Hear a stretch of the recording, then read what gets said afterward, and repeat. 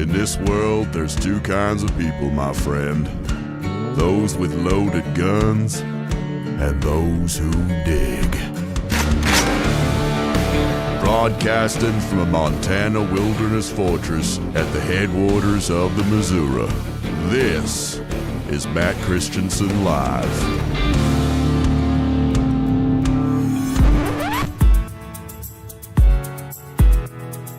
Former FBI Director Robert Mueller has died. He was 81 years old. His family said he died yesterday. He was diagnosed with Parkinson's disease in 2021. President George W. Bush tapped Mueller to serve as FBI director just days before the September 11th terrorist attacks. He served in that role for 12 years, becoming the longest-serving FBI director since J. Edgar Hoover. Mueller famously served as the special counsel on the investigation into alleged collusion between Donald Trump's 2016 campaign and the Russian government. Boom!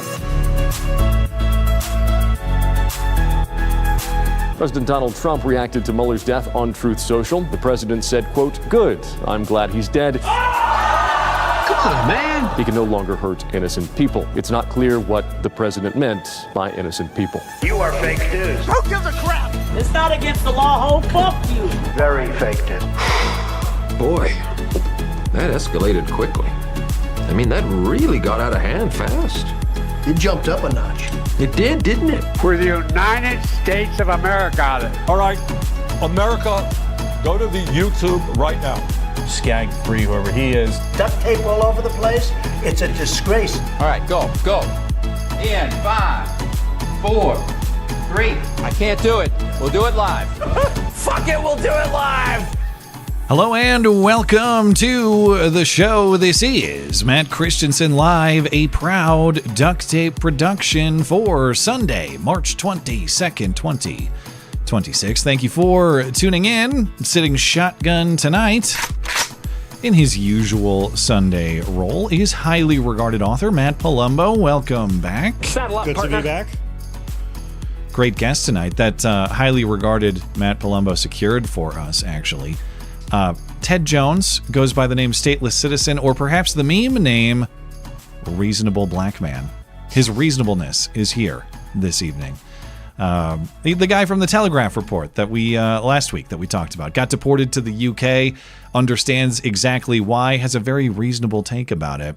We have a recorded segment with him we'll play later in the show. Before that, in the news for discussion tonight, former Russiagate special counsel Robert Mueller dies, and Trump says he's glad. Good. My sources say that Matt Palumbo intends on. I intend on pearl clutching, and you intend on defending the Post. Is that the route we're going to go? Someone's good. It's like Hannity and Colm. Someone has to take the position, and why not me? Okay. Listen, is it unpresidential? Yes. That being said, I was actually trying to think before the show, like, what's the best take I could come up with to totally justify this? I have an answer. Trump was very close to Charlie Kirk. How did the left react to Charlie Kirk's death? Celebration. Now, in addition to Rob Reiner, this is the second time Trump celebrated a death. Again, both after Charlie Kirk. If anything, the left's reaction to Charlie Kirk radicalized Trump, so I blame them for this. I heard Scott Bessent on Meet the Press this morning, the Treasury Secretary, trying, and his point was, well, Robert Mueller was very abusive in his investigation and prosecution of Donald Trump, and of course, it was all a sham. It was all a legal joke. It was all a nonsensical Democrat Party creation. It is not to defend the investigation or the premise of it.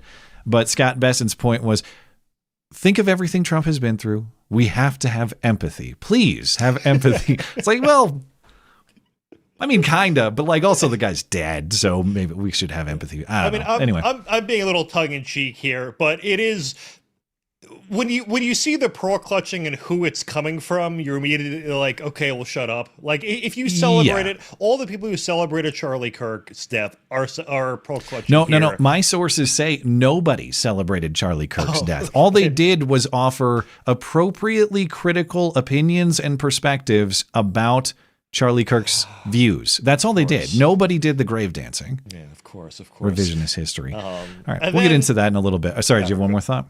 Well, then you got people on the right who are counter-signaling it, who I think are just leftists who are pretending to be right-wing to then counter-signal Trump. I don't know. They're all like really like edgelords, so you can't pretend that you actually care that Trump said this. But anyway. Well, it is a complicated thing in that, on the one hand, do I believe that anybody who's pearl clutching on the left actually cares about the moral standard here? No, they're going to have actual parades when Trump dies. They're going to be leading the parade with the staff. So I don't believe in the moral integrity of the people who claim to stand for this. However, there's moral principle at stake here too, and that has to be addressed. So we'll get into it, but plenty of Iran updates. Also, I skipped one. We're going to talk Chuck Norris too, because Chuck Norris also died, and the hit piece was already printed before his blood was cold. We'll get into that. Plenty of Iran updates. Trump is demanding the opening of the Strait of Hormuz, and Iran says no. So we'll see how that works out in the next couple of days. Meanwhile, the Pentagon is asking Congress for $200 billion plus to pay for the war. Trump also wants to deploy ICE agents to help TSA at airports if Democrats won't end this DHS partial government shutdown. So that's going to be very interesting if ICE is helping out at the security checkpoint. The last time I was at an airport, I was like, I thought we needed to deport 100 million people. It might be 150 million people. It's the best place ICE could ever be. Half the country at this point. Half the country just gotta go. Sorry. Before we get into it, got to say hello to our featured listener-owned business for the evening. That's our friends at Western Razor Company.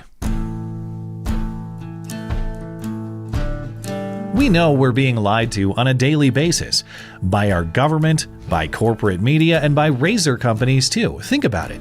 Their ads used to appeal to your masculinity. Then they took advantage of your sensitivity with aloe strips. They kept adding blades, thinking you wouldn't notice how clogged they get. And the more they changed, the more plastic and disposable they became. The honest truth is those other razor brands are lying to your face, and our friends at Western Razor aren't going to take it anymore. That's why their safety razors are 100% metal construction, made in the USA, and made with integrity. The replacement blades are inexpensive too, pennies each. So you get a great shave and you save money long term, because when you buy Western Razor once, it lasts forever. Listeners of this show get a 10% discount on any order when they use promo code MATT10 at checkout. Don't let those other razor brands lie to your face. Go to westernrazor.com and order yours today. Western Razor, the last razor you will ever need. Promo code MATT10. westernrazor.com.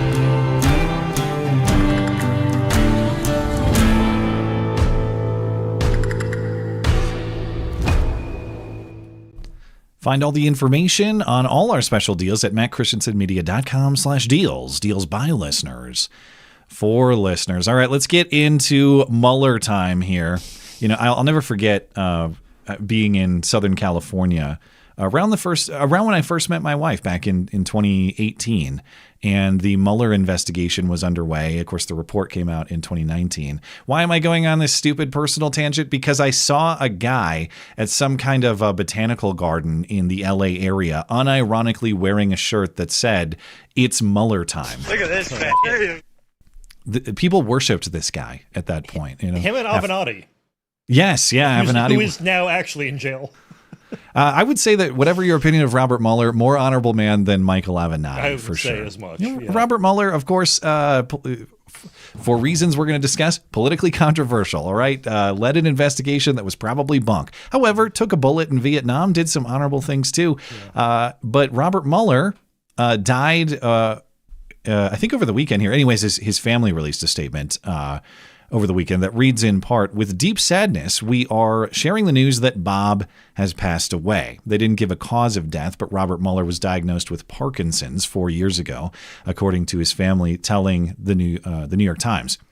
Now, of course, Robert Mueller became the FBI director just before the 9/11 attacks. In fact, there's a lot of conspiracy theorizing about that. He becomes FBI director like September 1st, something like that, 2001, and then you have the September 11th attacks, and suddenly the FBI transforms from sort of a domestic law enforcement. They solved domestic crimes primarily, and then they kind of became part of this intel apparatus, and the rest is potentially corrupt history. So Robert Mueller was at the center of a lot of FBI power concentration over the decade plus of his tenure. As you heard in the intro, he's the second longest serving FBI director, I believe, behind J. Edgar Hoover himself.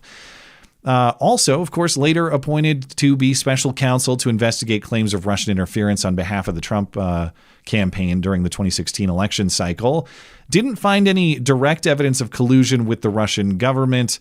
Didn't make criminal charges at all or find any criminal culpability against Donald Trump personally in that report that was released in March 2019. Didn't really find collusion criminality per se. But of course, 30 people were charged, most of them Russian nationals who are still in Russia laughing because they'll never be extradited to face trial here.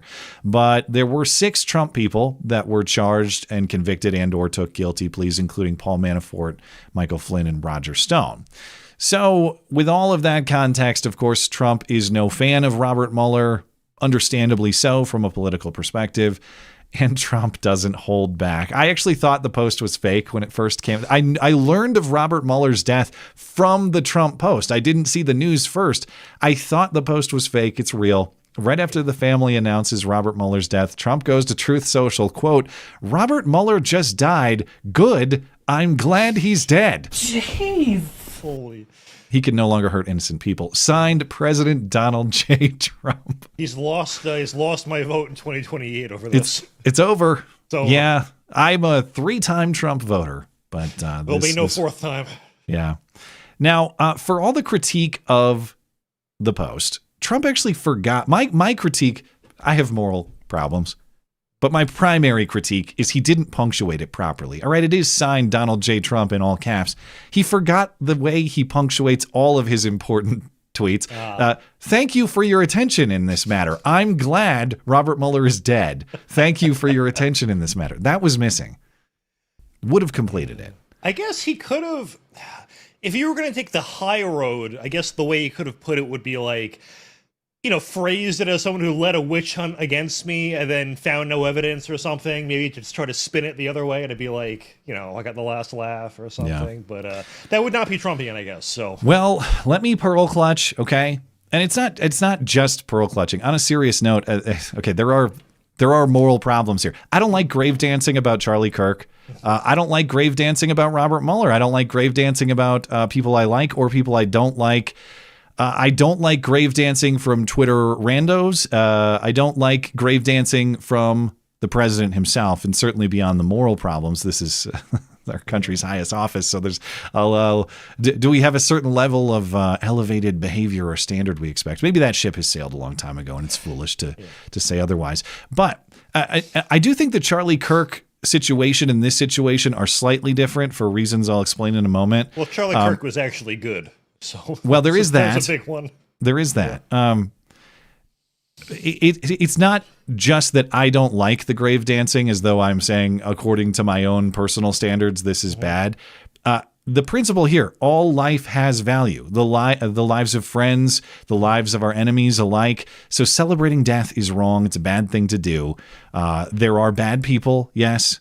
Robert Mueller might be a bad guy. I don't know a lot about him personally. For all I know, he was a terrible human being, even though, of course, he served his country in honorable ways, even if the special counsel investigation was not one of them. The thing is, you don't have to nobody's saying Trump must go out and say, "All hail Robert Mueller, hero of the Republic." No, can you just not? Can you just can you just not for a second, The ultimate diss would just be to never acknowledge that he died.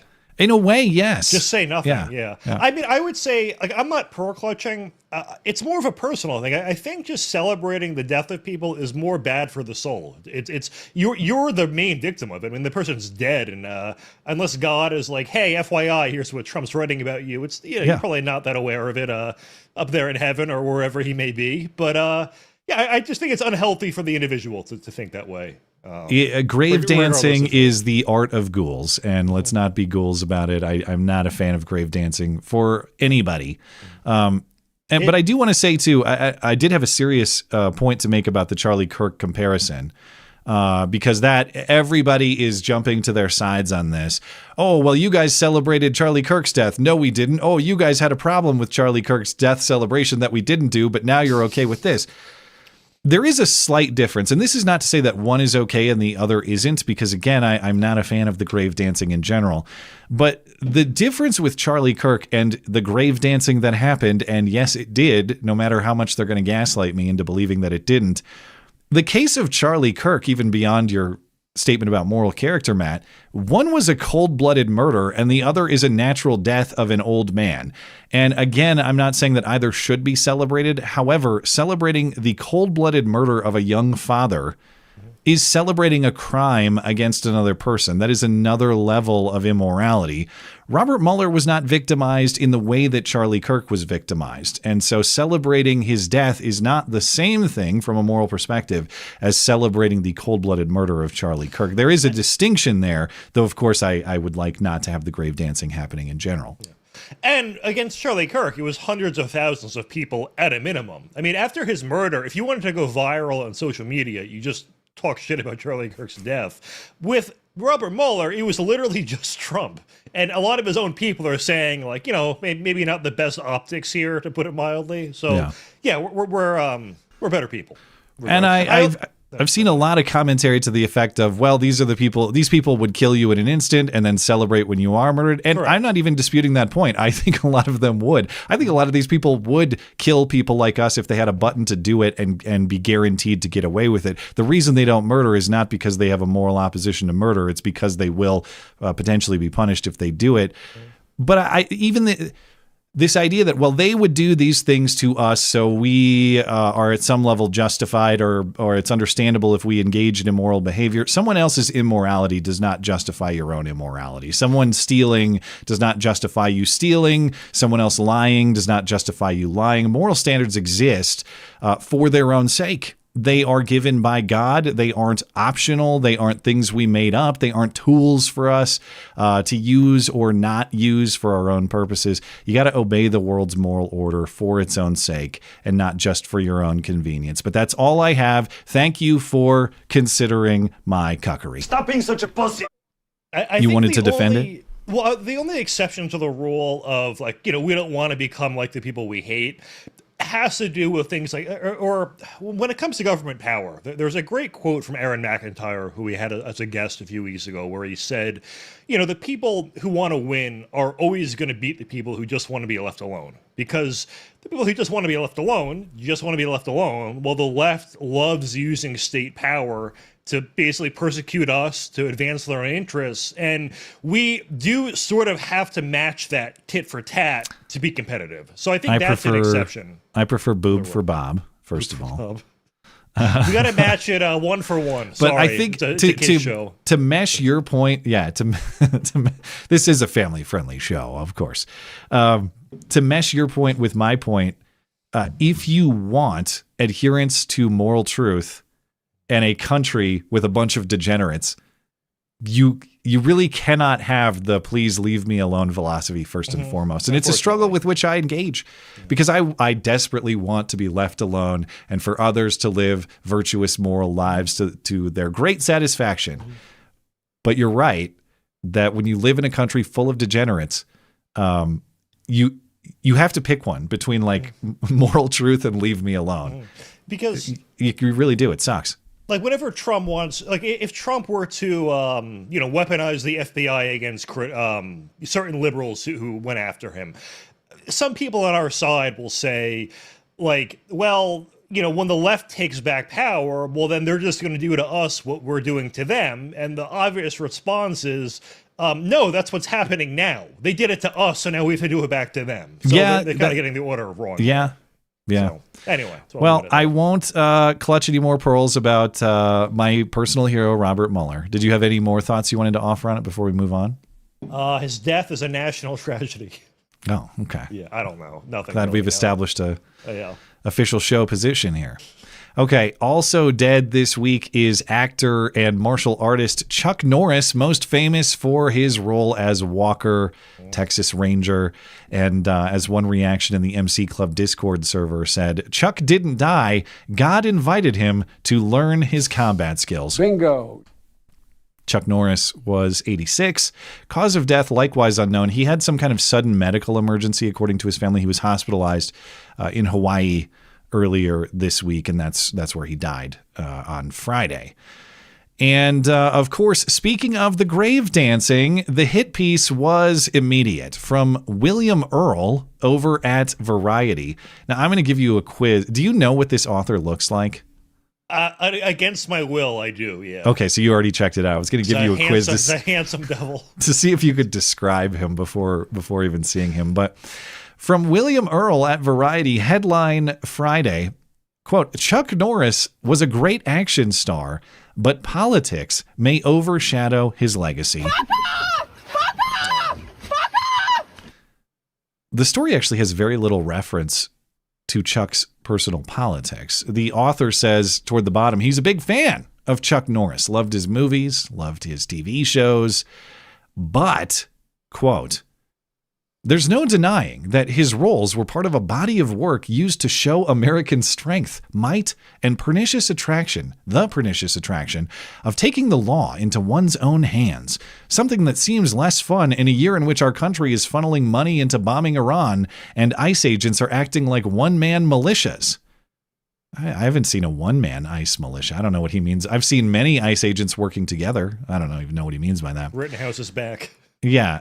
Given our nation's diversions in morality. Oh, really, William? Go on about our nation's diversions in morality, information literacy, and overall sense of reality. It's easier to see Norris's characters as justification for a fringe conspiracy movement rather than a moral standing. When patriotism and laws shift away from the Constitution, what does a gunslinger land on? Are you a homosexual?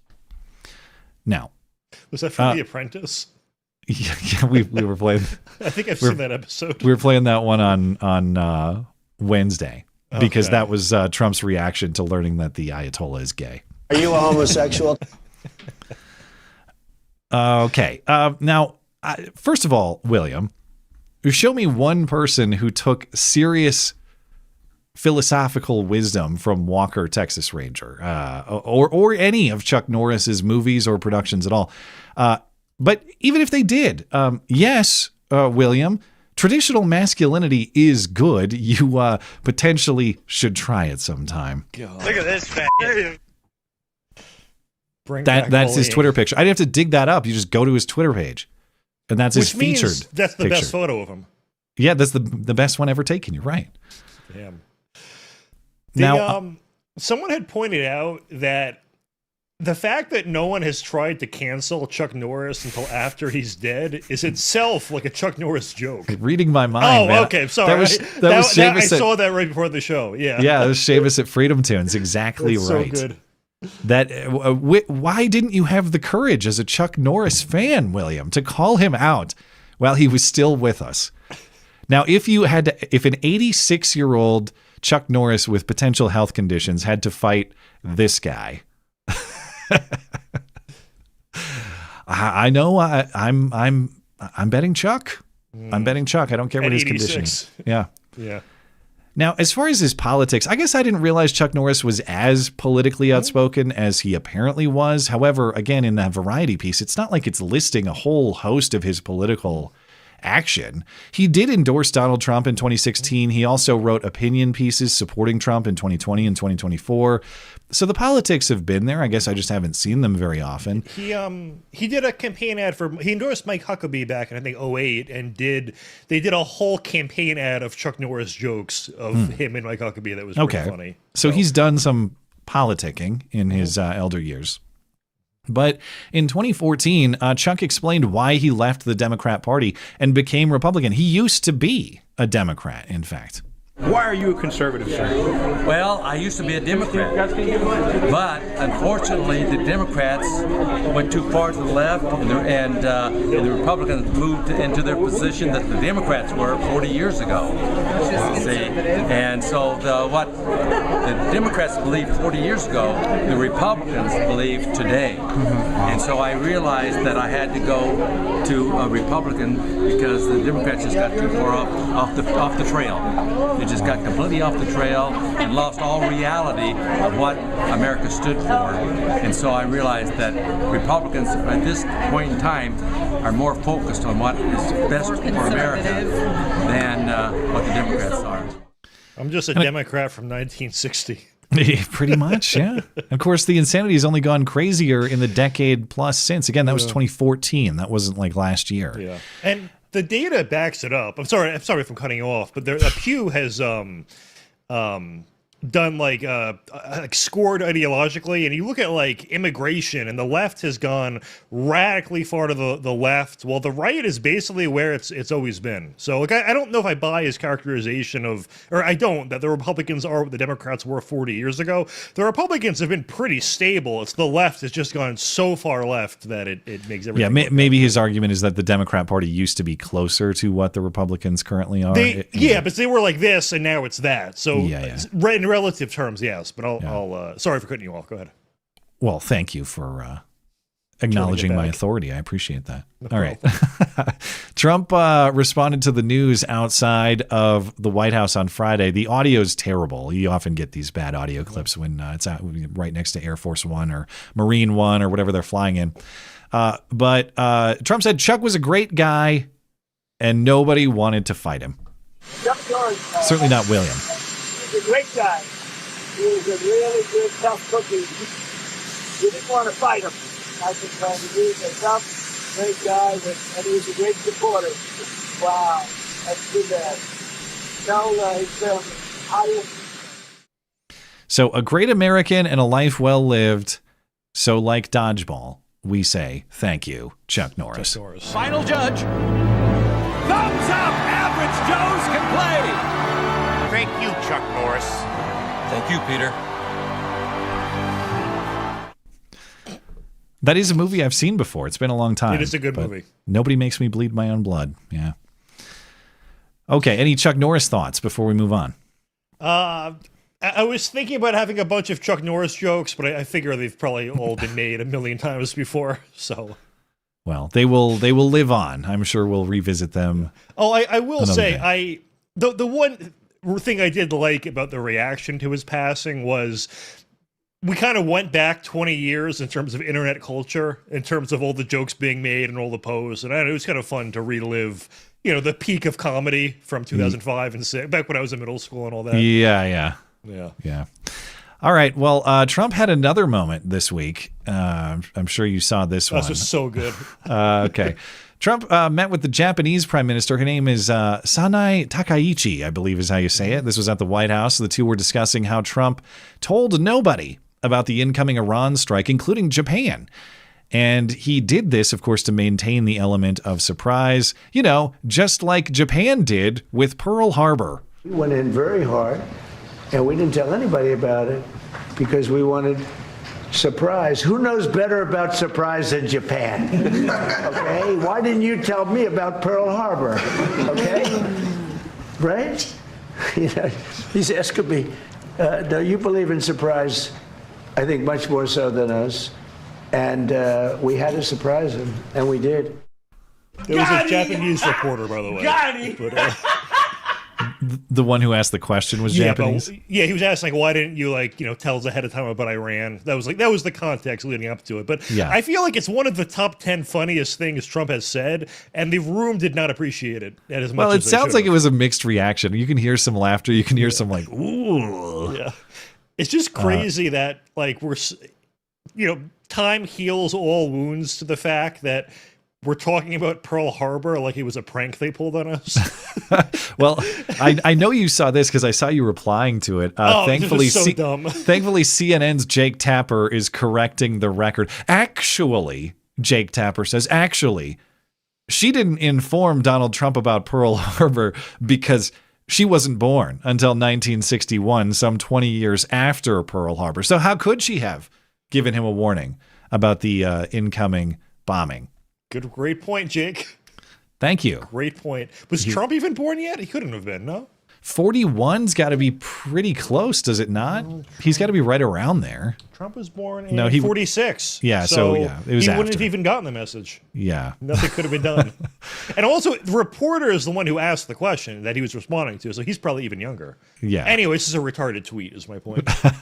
Well, the New York Times wants us to believe that everyone in Japan is very, very mad about it. They're going to Pearl Harbor us again. They're so mad. No. And they ran the headline, quote, "In Japan, Trump's Pearl Harbor joke elicits scorn and dismay." And then they quote a couple of Japanese media personalities and like a guy at the University of Tokyo or whatever this school is. So it's like a couple media people and an academic who say like, well, I bet some people are mad. Oh, really? Who's mad? Well, they're going to be, because you can't say stuff like this.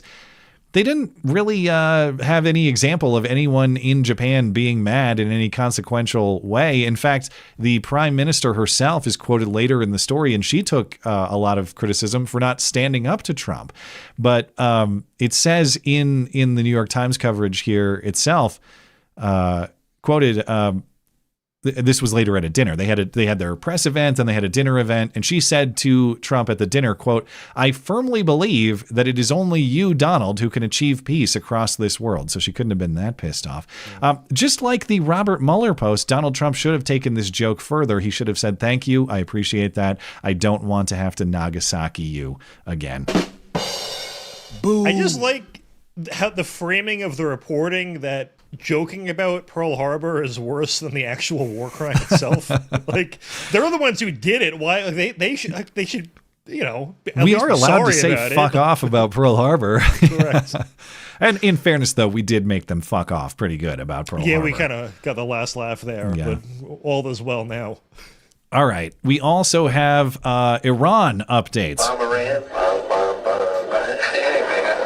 Now entering week 4 of the war in Iran. Now, supposedly, the plan from the administration is a 4 to 6 week campaign, so perhaps we're nearing the end. Trump has said a couple things to that effect. The problem is the goals sufficient to end it aren't very clearly explained, and the fighting continues. We're bombing them, they're bombing Israel and other targets in the region. Meanwhile, the Strait of Hormuz is still at least partially choked off, depending on the traffic. And a lot of traffic isn't moving, so oil shipments aren't moving. Everyone's paying significantly higher energy costs, which will eventually, of course, drive the price of everything else up if it's not fixed. So Trump is giving Iran an ultimatum on the Strait of Hormuz over the weekend. He says if Iran doesn't open the strait within 48 hours, he posted this yesterday, so the deadline is sometime tomorrow. If they don't open the strait by then, the U.S. is going to start bombing their power plants, starting with their biggest one. And this comes as some 20 other countries, Trump is issuing a threat to bomb them. 20 other countries are saying they signed on to a joint letter condemning Iran's attacks on civilian shipping boats in the Strait of Hormuz in the strongest possible terms. Oh, it'll do it. We'll see which one gets Iran to behave a little bit differently, if the bombing threat or the strongly worded letter from 20 other countries is more effective. But Iran has responded earlier today, and I saw this only briefly before live, so I haven't read a bunch about it. But Iran is basically saying, nope, we're not going to do that. We're not going to open the Strait of Hormuz, and if you bomb us, then we are going to close the strait totally, and we're not going to reopen it until the damaged power plants are rebuilt. Now, of course, there's the closure of the Strait of Hormuz is supposedly a violation of some international law, whatever nonsense. Of course, it's just going to, if it's Iran saying, no, we're not going to do it, and the United States and everybody else saying, yes, you are, then it's just going to be a contest of who has the might to make it happen. But there are all kinds of military questions or supply questions or just how big is the fight to make that happen? How long is it going to last? And how much effect is it going to have on our economy? What do you think? Well, that is the thing. It is starting to show up at the pump. And, you know, I was cool with killing the Ayatollah up to about $3 a gallon. Now you have regrets. We're at the 4, and I'm going, it's a little expensive taking this guy out. I'm not loving it. No, I mean, I hope it is a 4 to 6 week mission that we are nearing the end of, because in the polling, I mean, as is expected, Trump is getting destroyed there. It is 2-1 against. Among MAGA Republicans, yes, it's 95 to 100% support. But even among Republicans who do not identify as MAGA, it's 2/3 support, which is, still a third against. And as I said earlier, overall, it's 2-1 against. So the midterms already were not looking great for us. Affordability is an issue a lot of people are campaigning on. It's an issue you can kind of campaign on forever because no one's going to solve it, but it obviously makes it worse. Plus, no one wants an extra war, and it does. Trump could still try to argue, "Hey, I prevented aid or ended aid. This is just one created." I don't think voters are going to see it that way. So, I do hope this is resolved shortly, and if he does bomb their energy infrastructure, I do fear that'll cause prices to go up, at least in the short run, which would be bad. I think he should just threaten to keep killing more leadership, because that's clearly not an empty threat. Well, there is a good track record on that front lately, that's for sure. So the other question is, what is this going to cost? And we had Pete Hegseth speaking to that effect earlier this week. Now, reports say, and Pete Hegseth all but confirmed, that the Pentagon is preparing to ask Congress for $200 billion to fund the war in Iran. Pete Hegseth was at the podium talking to reporters on Thursday, and he said that figure could be higher, actually, because it takes money to kill bad guys. And that is a concerning enough statement for me as it is, but then he added on that really it's Joe Biden's fault. $200 billion, I think that number could move, obviously. It takes money to kill bad guys. So we're going back to Congress and our folks there to ensure that we're properly funded for what's been done, for what we may have to do in the future, ensure that our ammunition everything's refilled, and not just refilled, but above and beyond. We're also still dealing with the environment that Joe Biden created, which was depleting those stockholds and not sending them to our own military, but to Ukraine, which is every time we reach back and look at any sort of a challenge we have, it goes back to, send it to Ukraine. Ultimately, we think this should be these munitions are better spent in our own interests at this point. So it's good that we're doing this, but also it's Joe Biden's fault that it costs so much money. That was 4 days ago, 5 days ago. I mean, $200 billion is like a 4+ year commitment, at least, if you go by what Iraq and Afghanistan cost. Well, and I've heard estimates, and I don't know, but yeah, and I'm sure that's probably true by the numbers of those wars, which of course are years or decades in the past now, and don't account for Joe Biden's inflation. Yeah. But I've heard that the operation right now, Epic Fury, the attack on Iran, that it is costing $1 billion to $1.5 billion a day right now, which is very high. I mean, these stuff. The only thing I like about Operation Epic Fury is that we're having middle schoolers name these operations. No, the reason they named it that is because it's EF, and they wanted to signal that it's actually a distraction from the Epstein files. That's why they did it. That was buried. That was in plain sight. I didn't see it. But even let's say it's not years, because at this point, is the Pentagon actually going to make $200 billion last years? I don't know. Let's say, according to their current trajectory of $1 billion to $1.5 billion a day, that's half a year of the current operation sustained. Mm-hmm. And so you got members of Congress, and not just Democrats who you'd expect to oppose this, but Republican members of Congress saying, you got to come explain to us what you're doing with the $200 billion. Mike Johnson basically said he's on board, the House Speaker. But in the Senate, you got Majority Leader John Thune expressing hesitation about it, saying they got to come tell us what this money is for before we would pass such a thing. Same with Roger Marshall, quoted in this story, Kansas Republican senator, saying the same thing. Hey, we give them $1 trillion a year. That seems like it should be enough. So if they want 20% more or whatever it is, they got to come talk to us and explain what's going on. You want me to? I should try to book Hegseth.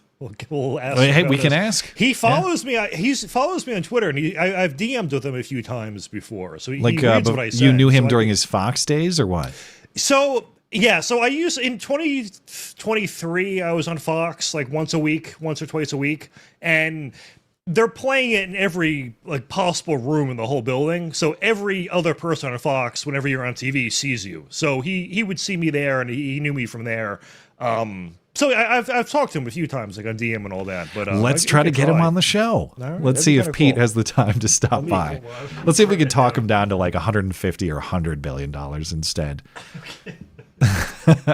Okay, Simon. I just got the idea. I was thinking out loud, but yeah, that would be a good. Never hurts to ask. We'll talk him down. All right, we'll take care of it. Don't worry, everybody. We got it. We're gonna be 25 billion tops by the end. Yeah.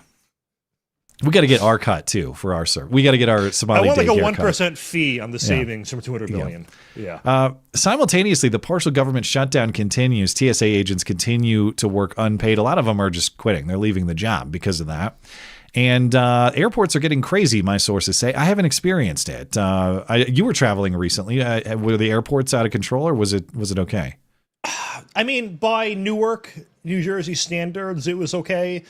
But I don't know. Airports are like third world in America. It's just depressing that a country like ours can't get that to work. When was your last excellent airport experience? And TSA is probably a big part of that. And that's why solving the correct solution to this is delete TSA. But we're not going to get that. Yeah, we're not going to get that. In all places, San Francisco has private security instead of TSA. Do they? And I guess I've never noticed. Yeah, and they're like they were friendlier, and they're actually good at their job at finding stuff. Like there have been audits where people like try to sneak through firearms or like fake bombs through TSA to see if they catch them, and they almost never do. But the problem is, if I get pulled aside for a check by TSA in San Francisco, I'm going to get AIDS. So that's the downside. It's the risk reward. Yeah. Yeah. So at least it's tough. Efficient though. I'll risk AIDS for efficiency at the TSA checkpoint. It's not a death sentence anymore. So you can live with it. Look at Magic Johnson. He's got a great life. We'll be the only straight guys on prep before we go to the. Yeah. All right. Soon. Okay. Let me back up. I lost my train of thought. We got the ongoing DHS partial government shutdown. Democrats appear like they're not going to budge because they want Republicans to give all sorts of ICE concessions. We need to reform ICE.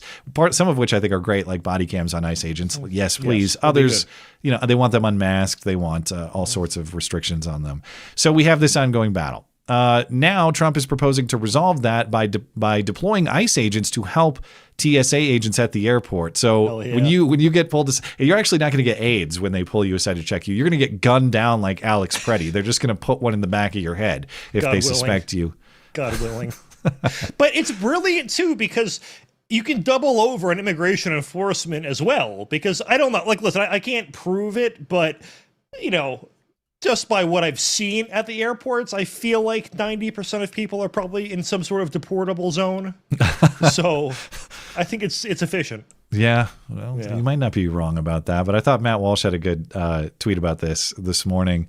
And the TSA catastrophe, what's going on is it really is the Democrat Party in a nutshell. They, as he characterized it, they're directly causing immense hardship for American citizens, all for the sake of foreign invaders who don't belong in the country. This is their foreigners first ideology perfectly illustrated. Bingo. And one lesson I think that's important to take away from this, the more government control they could accumulate, because of course they don't want to stop at TSA. They want everything TSA-ified. The more that effect would spread. Imagine your healthcare, your education, all the things they'd love to control, all of that hijacked to serve illegal immigrants and other foreign interests. And I would say, imagine such a dystopian future. However, that's kind of like the current status. Yeah. So anyway. They are capitalizing it though. As I announced last week, I now work for DHS, and the Trump administration is sending out emails to every DHS employee blaming Democrats for the shutdown. Mm-hmm. So, like last week, they were sending out Daily Caller articles to the entire company or the entire agency, like telling people to read them, and so they're at least getting that out of it. All right, which I'm proud of. Anything else you want to say about DHS and the shutdown? Otherwise, it's time for Matt Palumbo's second entry into the Palumbo segment of the week. It's the greatest government agency that has ever existed. Yeah. It's an excellent organization. Highly regarded. Highly regarded. They hired the best people. All right. Time for my next story. Yeah. I don't know much. I don't know really anything about this beyond what you sent me. I glanced at it. So Okay. this sounds very interesting. All right. AI creeping into the legal system. So I feel like the me explaining the lead up to the video we're gonna watch is probably 80% of the story, but this is very important information and probably will be in the news again, depending on how it goes. So back in 2019, this girl Hannah Payne had witnessed a hit and run incident, and when she witnessed it, she saw an accident. It was a 62-year-old black guy gets out, appeared something off with the guy, acting erratically. She waits for 20 minutes for the cops to arrive in case she needs to be a witness. So she's being a good Samaritan. Now, at some point, this 62-year-old black guy decides, you know what? I don't want to wait for the cops anymore. So he takes off. He does. So it becomes a hit and run. So she's not involved in the crash. She just witnesses it. No, she witnessed it, pulls over, was going to be a witness. So, right. So she calls the cops and tells them what's happening.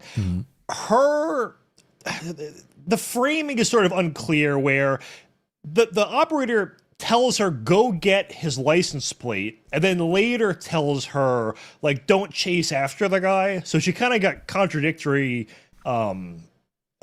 instruction there. But the guy, had a knife in his car, I think had open alcohol, had some baggies that were never tested that could have been drugs. But anyway, she chases after him, but I guess against what the cops said. But at some point cuts him off to stop him from driving. He's driving like a madman. Yeah. So she gets out of the car. She walks up to the driver's window. She has the phone out and says, I'm on the phone with 911. They're coming. He knocks the phone out of her hand. Says, I have the exact quote. He grabs her by the neck and says, "I've got something for you, bitch." Grabs her. She has a scratched neck, lacerated lip, a tear on her shirt. She's begging him to stop. So she pulls out a gun and says, as he's grabbing her. So she's carrying. So she's her carrying. gun. She pulls out a gun. And she's says, a legal carrier, right? Legal There's carrier, nothing. yep. Okay. Says, "I will shoot you, stop." He then grabs the gun. And there's a dispute. Did he somehow cause it to go off when he grabbed it, or did she pull the trigger? I mean, she probably pulled the trigger, but it is in dispute, I should say. Okay. So she probably pulled the trigger because he said, "I've got something for you, bitch," and was scratching her neck. That's the thing is it hasn't been proven, so I think it's legally advantageous for her to have some sort of doubt, because if he pulled it, then it's better in her case. But anyway, this is 2019. In 2023, it goes to trial. She gets life in prison with the possibility of parole, and then there was 13 years for other charges. The judge was so they got her on murder. They got her on murder. Judge is a black woman.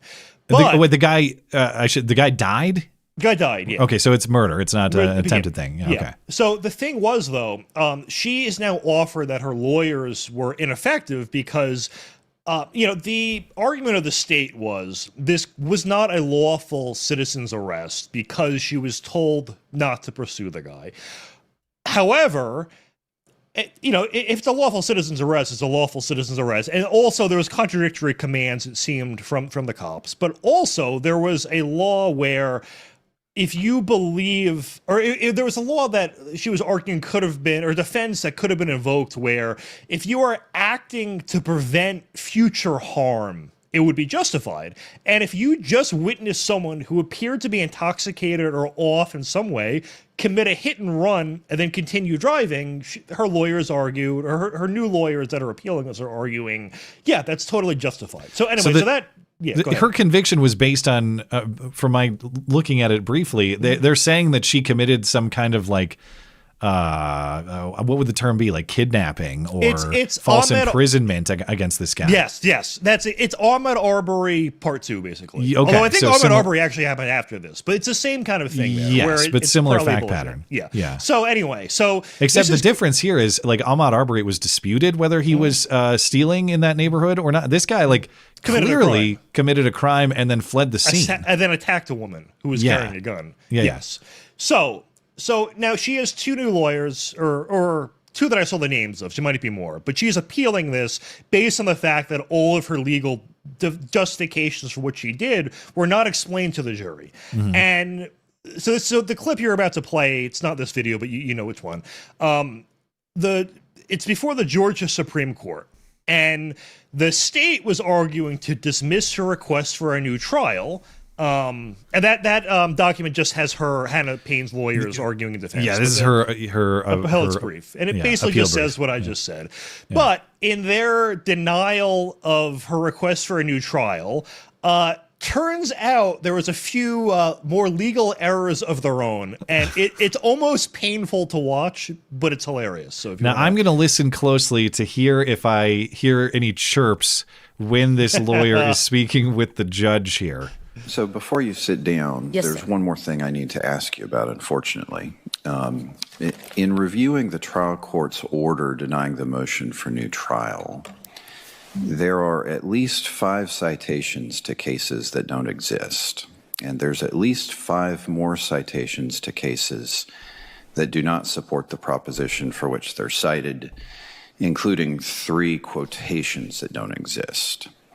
My understanding is that you prepared the order for new trial, the denial order for the trial court. Were those citations in the version of the order that you submitted to the trial court? No, Your Honor, I do not believe so. They were not. I did prepare an order. That order was revised. So those non-existent cases were cited in your initial brief opposing the motion for new trial.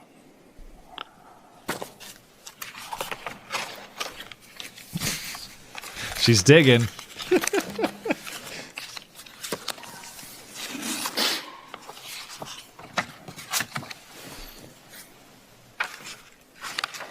Your Honor, I'm not aware of that, but I would be glad to research that and provide the court with a supplement. Okay, we'll get a briefing order out directing. That's unacceptable. So there's a little bit of legalese there for people who maybe have a little bit of a hard time following what is he saying happened. Basically, she had AI create. Well, the thing about AI is if you tell it to do something and there's no evidence to support it, it just makes up information. So this actually happened to Michael Cohen, who was like Trump's lawyer, who then turned against him, where he submitted a legal brief and ChatGPT just hallucinated a bunch of cases that, you know, he needed to have support his case. So in her denial, she just used ChatGPT to make up a bunch of cases. And here's the thing that's embarrassing too. The Hannah Payne girl, she was arguing her prior lawyers were ineffective. Her new lawyers that are arguing the prior lawyers were ineffective didn't even catch that. The Supreme Court justices did. Well, so yeah, her lawyers didn't catch it. My understanding is he's talking about that lawyer submitting some kind of filing with the lower court, the trial court, whatever it is. My understanding is that court didn't catch it either. So you have prosecutors querying ChatGPT or whatever AI to come up with case citations to support propositions they want to make that don't exist. Defense team doesn't notice. The judges at the trial level don't notice. And it gets all the way up to, I guess, this finally observant Supreme Court judge guy. Yeah. And he's like, hey, I looked at your works cited on your homework, ma'am. I looked at your bibliography, and that's not a book. That's not a thing. Where'd that come from? And that's why she's digging through those pages. Yeah. Imagine the sheer terror in being called out. Like, I could imagine how embarrassing it would be to get called out by like a professor or someone over that. In front of the Supreme Court when everyone is watching has got to be terrifying. And then too, in addition to the cases it hallucinated, it also falsely attributed conclusions to certain famous cases that did exist. So it's bad at reading the existing case law too. Okay. But you're a moron if you handle your homework this way. And I'm not like AI. I use AI to summarize points from time to time. I'm not saying it's useless, but you got to do the due diligence of checking. It's good for like bullet point summaries.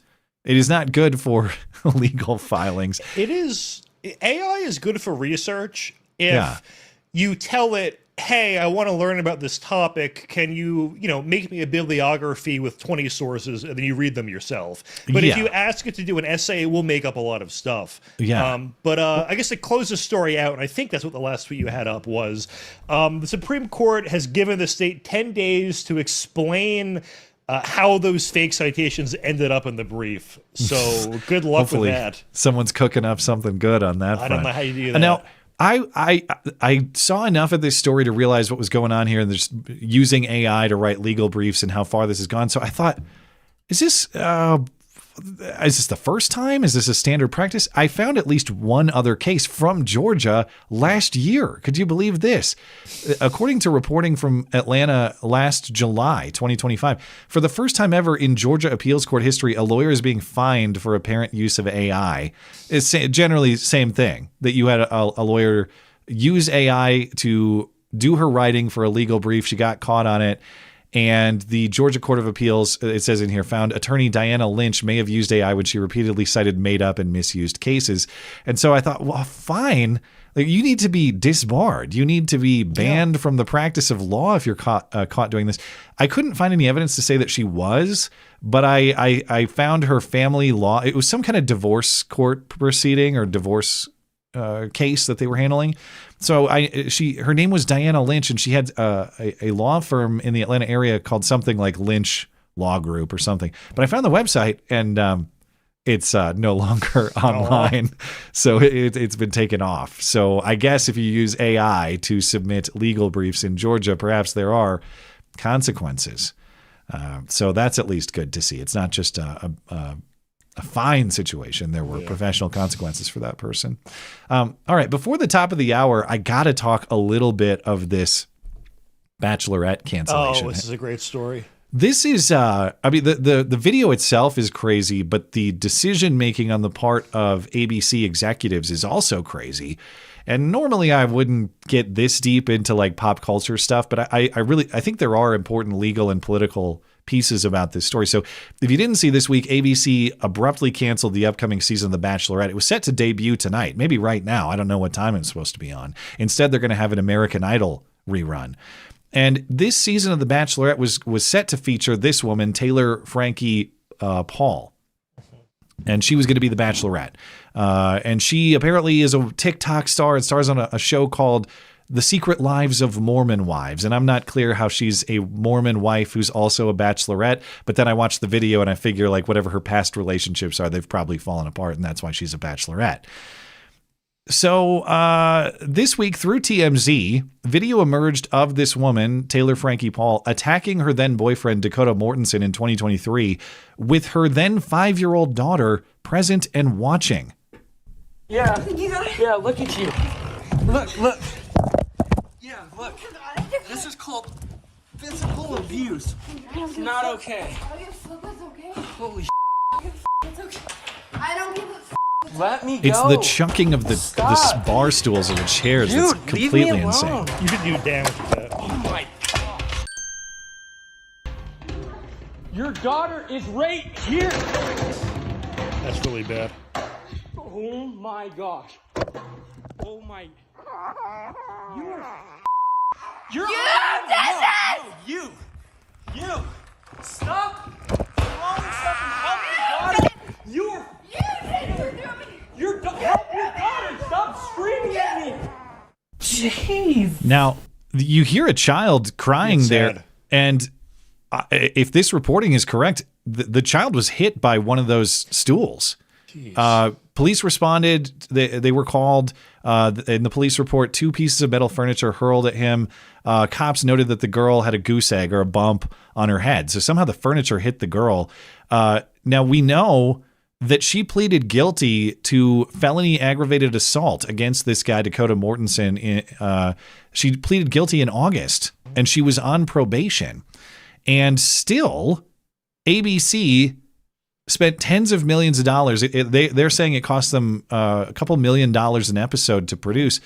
They're out on those production costs after this video was out. And at first I thought, like, wow, what terrible vetting. How did they not investigate the Bachelorette candidate?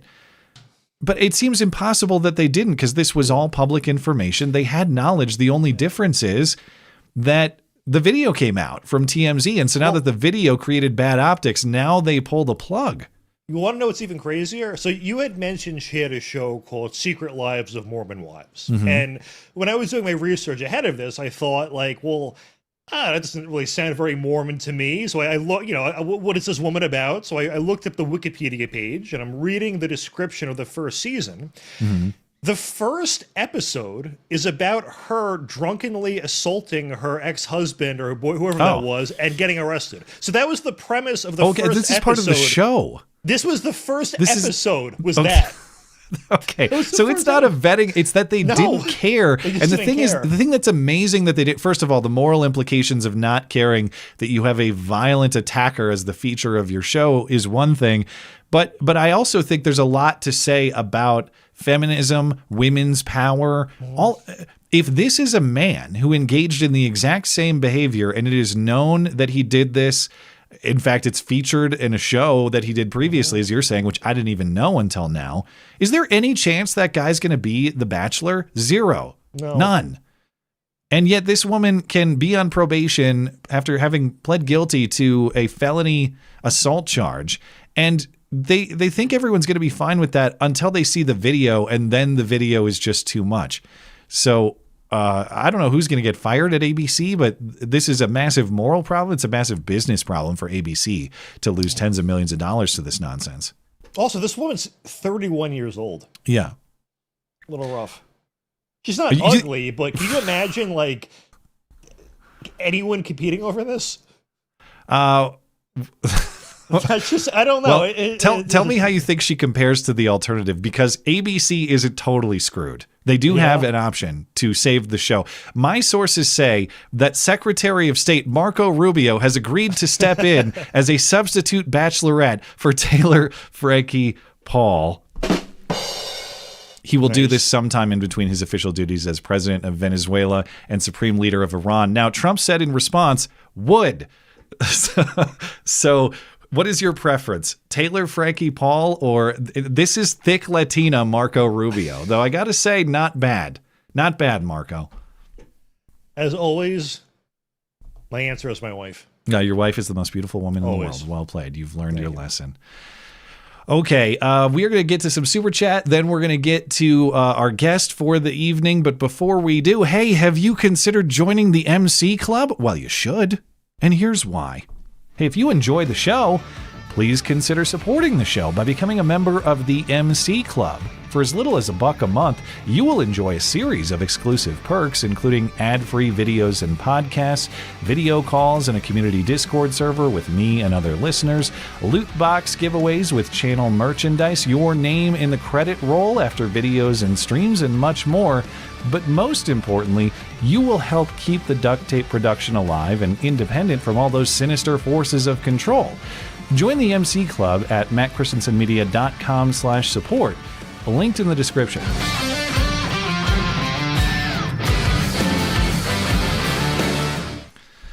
Okay, Super Chat time. The Spastic One says, what up, Skag? Just want to let you know, Chuck Norris isn't dead.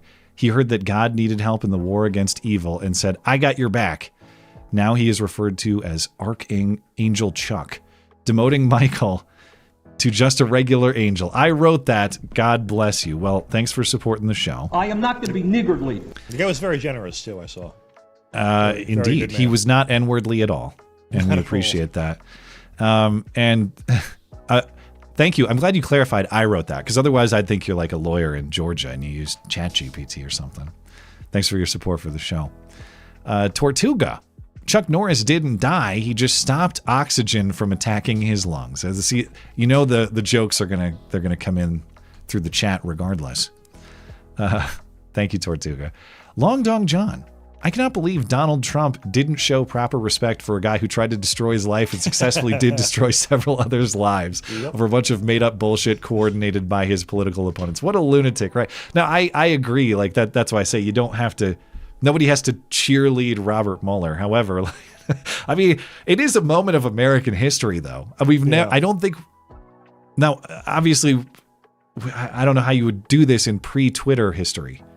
But have we ever had a president, even before the internet, like stand up at a podium and say, like, after a public figure American died, say, good, I'm glad he's dead? I don't think so, no. I don't think that happened in the Civil War, man. No. Anyway. He is unique. Yeah. Wow, guess who's here tuning in tonight? Robert Mueller. Oh, no. What do you think Robert Mueller had to say? LOL, you are gay? I don't know. No, close though. He has information that will lead to the arrest of Hillary Clinton. Of course. Thanks, Robert. Appreciate you tuning in tonight. Joshy boy, Chuck Norris doesn't battle. He allows you to lose. Quote, ERB. I don't know who ERB is, but that's a funny, he allows you to lose. I like that quote. That's good. Let's see. Guardian Games Studio. Mueller showed up with a 400-page report titled Why I Deserve Eternity. Chuck delivered a roundhouse kick to the face, dusted off his boots, looked at God and said, sorry, big guy, some probes just need to be terminated. Bingo. That was well crafted too. Yeah. Does anyone, do we know the origin of the Chuck Norris joke format? Or is it just happened? I think that one might predate the internet. You know, it's like... I remember middle school was the first time I ever heard of it. Heard these jokes, maybe. But I couldn't tell you the first time I heard Chuck Norris jokes, but Chuck Norris was he was kind of at his height entertainment-wise, like mid-90s, like Walker, Texas Ranger. I assume maybe it came around there. Like Walker, Texas Ranger's run was like 93 to 2000, something like that. So I assume maybe in that era. Esoterica Unbound, there was something unconvincing about Norris's acting and his martial arts, but somehow that made him more authentic as a person. The memes became humorous, a tribute to that facet of his image. I didn't watch enough Chuck seriously to judge the quality of the acting and the martial arts. I couldn't tell you. Like, what was he actually an awesome movie actor, like action actor? I don't know, because I just haven't seen a lot of his stuff. Nor have I. I feel like I should start now in honor of this guy who... We should do a weekly Walker review. Let's review an episode a week. We could for a movie, segment. Yeah, we could do maybe. 1 week. I'm down. Producer Tim, 3 differences between the Charlie Kirk and Robert Mueller reaction. 1, Charlie Kirk was murdered. 2, after said murder, people not only celebrated, they asked who's next. I did see that. And 3, they justified Charlie's murder over his opinions, not his actions. Yeah, well, yes, that happened explicitly. Like, well, what did he believe? And how did that bring this upon him was the premise for many. Long Dong John. The only movie I've seen Chuck Norris in was Expendables 2, where he and the rest of the cast shot guns, blew up shit, and made self-aware jokes. Chuck was 70 when they filmed that, and you'd have never known it. Expendables is a great... It's the best mindless entertainment a guy can ask for. I've not seen it, so every movie is the same movie, but they're all great. Yeah. Tim also says, the news can be so negative, so aggressively negative, I think we need to find positivity where we can. For me, it's hearing about the Strait of Hormuz, as in prostitute moose, whore moose. Ooh. Hopefully, those promiscuous moose... Now, I like saying meese, too. I like to convince people that the plural of moose is meese, goose, geese, moose, meese. And sometimes people will buy it. You can tell. Like, I saw many meese out on the hiking trail today. See if they'll believe you. I'm going to teach my daughter that. Hopefully these promiscuous moose can give the goats a rest as the normal targets of Iranian love. Jeez. It's not just Iran. Don't forget all the Taliban guys in Afghanistan. They love their goat company, too. My sources say. Esoterica Unbound. You've got to explain how this $200 billion is going to be spent fighting in Iran. What do you think this is? Medicaid? Yeah, we're going to need a lot of inspector generals to look into these things. Did you see, too, James Fishback, who's running for governor of Florida, was like, for $200 billion, would you rather spend $200 billion in Iran or, and he listed a bunch of things, and one was like, give every teacher in America a bonus of however many dollars. And I'm like, you pick the one thing I want less than to spend $200 billion in Iran. Bomb Iran. If those are the options, I hate to say it, but I just thought of this. I said Inspector Generals. It's got to be like Attorney General, right? Where it's Attorneys General. Inspectors General. I want to be grammatically correct. Justin Brush, AI misuse has become pretty widespread in legal proceedings. A little while ago, a judge was found to have AI hallucinated case law in their ruling. Yeah, so the judge did it too. In this case, we're talking about a state's attorney and judges just didn't catch it. What he's talking about is how long until Ketanji Brown Jackson. The next time Ketanji Brown Jackson writes a remarkably reasonable opinion, check that for AI. That's the one. Remarkable and concise will be the giveaway. I'm going to stop on YouTube and Tippy there quickly on Rumble here, and then we'll get to our guest, Ted Jones. Newbie of Death, if you read this... You are gay, LMAO. Thank you, Newbie. Your friendly neighborhood Fed... Fed. Matt Palumbo's best friend. So is the new leader of Iran a fruit, a vegetable, or both? He's both, I think. Don't you think? He's gay and incapacitated? Yeah, it's gotta suck. Like, not only is everyone you love getting killed, the whole world, you've now been outed in front of the whole world in Iran. Yeah. Tough. Yeah. Yeah. Friendly Neighborhood Fed also says, my newborn son was baptized this weekend. Well, congratulations on that. We love you. You're very special. At the dinner afterward, our waiter basically greeted us with, quote, I am a gay homosexual. At least he was the only, he was only the positive gay stereotypes that I forgot existed. Well, he could have, if he was only the positive stereotypes, he must not have said explicitly, I am a gay homosexual. But okay. More importantly, all the best to you and your family. Congratulations. That's great that you got your son baptized. And that's something I think about. We have not done that in my family yet. And it's something I'm thinking about doing this year, is to do the baptism stuff. As I've mentioned, I was baptized as a child, but I haven't done it as an adult. And it's a step I want to take as an adult. And that includes a family event and a family gesture too. So that's something on our mind. But congratulations to you and your family and your son. And God bless. Do you have a baptism thought? Seemed like I was cutting you off there. Oh, no, I'm going to do the same for our daughter. When, yeah. It's just, I mean, it happened with me so long ago, I forgot the process. But, you know, it's a Google search away. Yakko 1977, I'm not getting all doom and gloom on Operation Epic Fury, but I suspect that the Trump administration expected the Iranians to have risen up against again at this point in a manner similar to the unrest earlier this year. Well, that is the question, because we've heard the like, oh, they're gonna love that we're going there, we'll be greeted as liberators, which we heard a couple decades ago too. And I'm not saying it's not going to happen. I can't claim to be a reliable pollster on Iranian public opinion.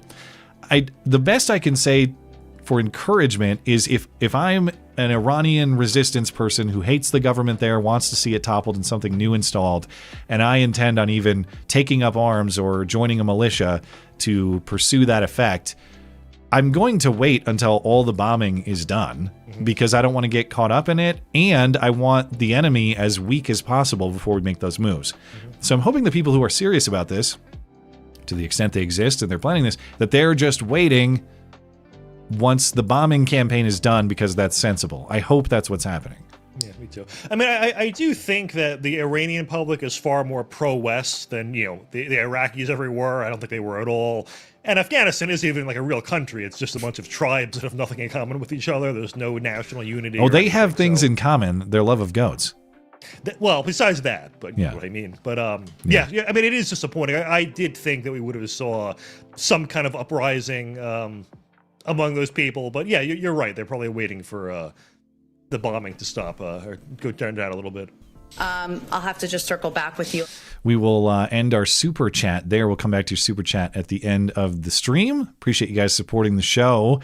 But our guest tonight is Ted Jones, the man whose case we discussed last week. He was deported to the UK and explained to the Telegraph he understands exactly why, and he supports it. True to form, he was very reasonable about everything coming on our show. Segment's about 24 minutes. We'll see you on the other side. He said we're funny. He's a good guy. Stand back and stand by.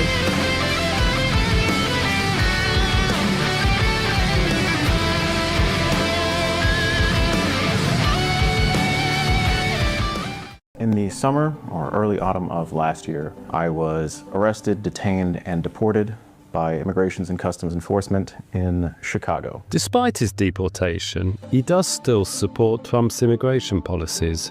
Unlawful presence after learning that I was unlawfully present, right? I'm not making excuses. I should have been deported. There is an illegal immigration crisis in America, and any president who wants a lawfully ordered nation has the right and the duty and the obligation to enforce deportation.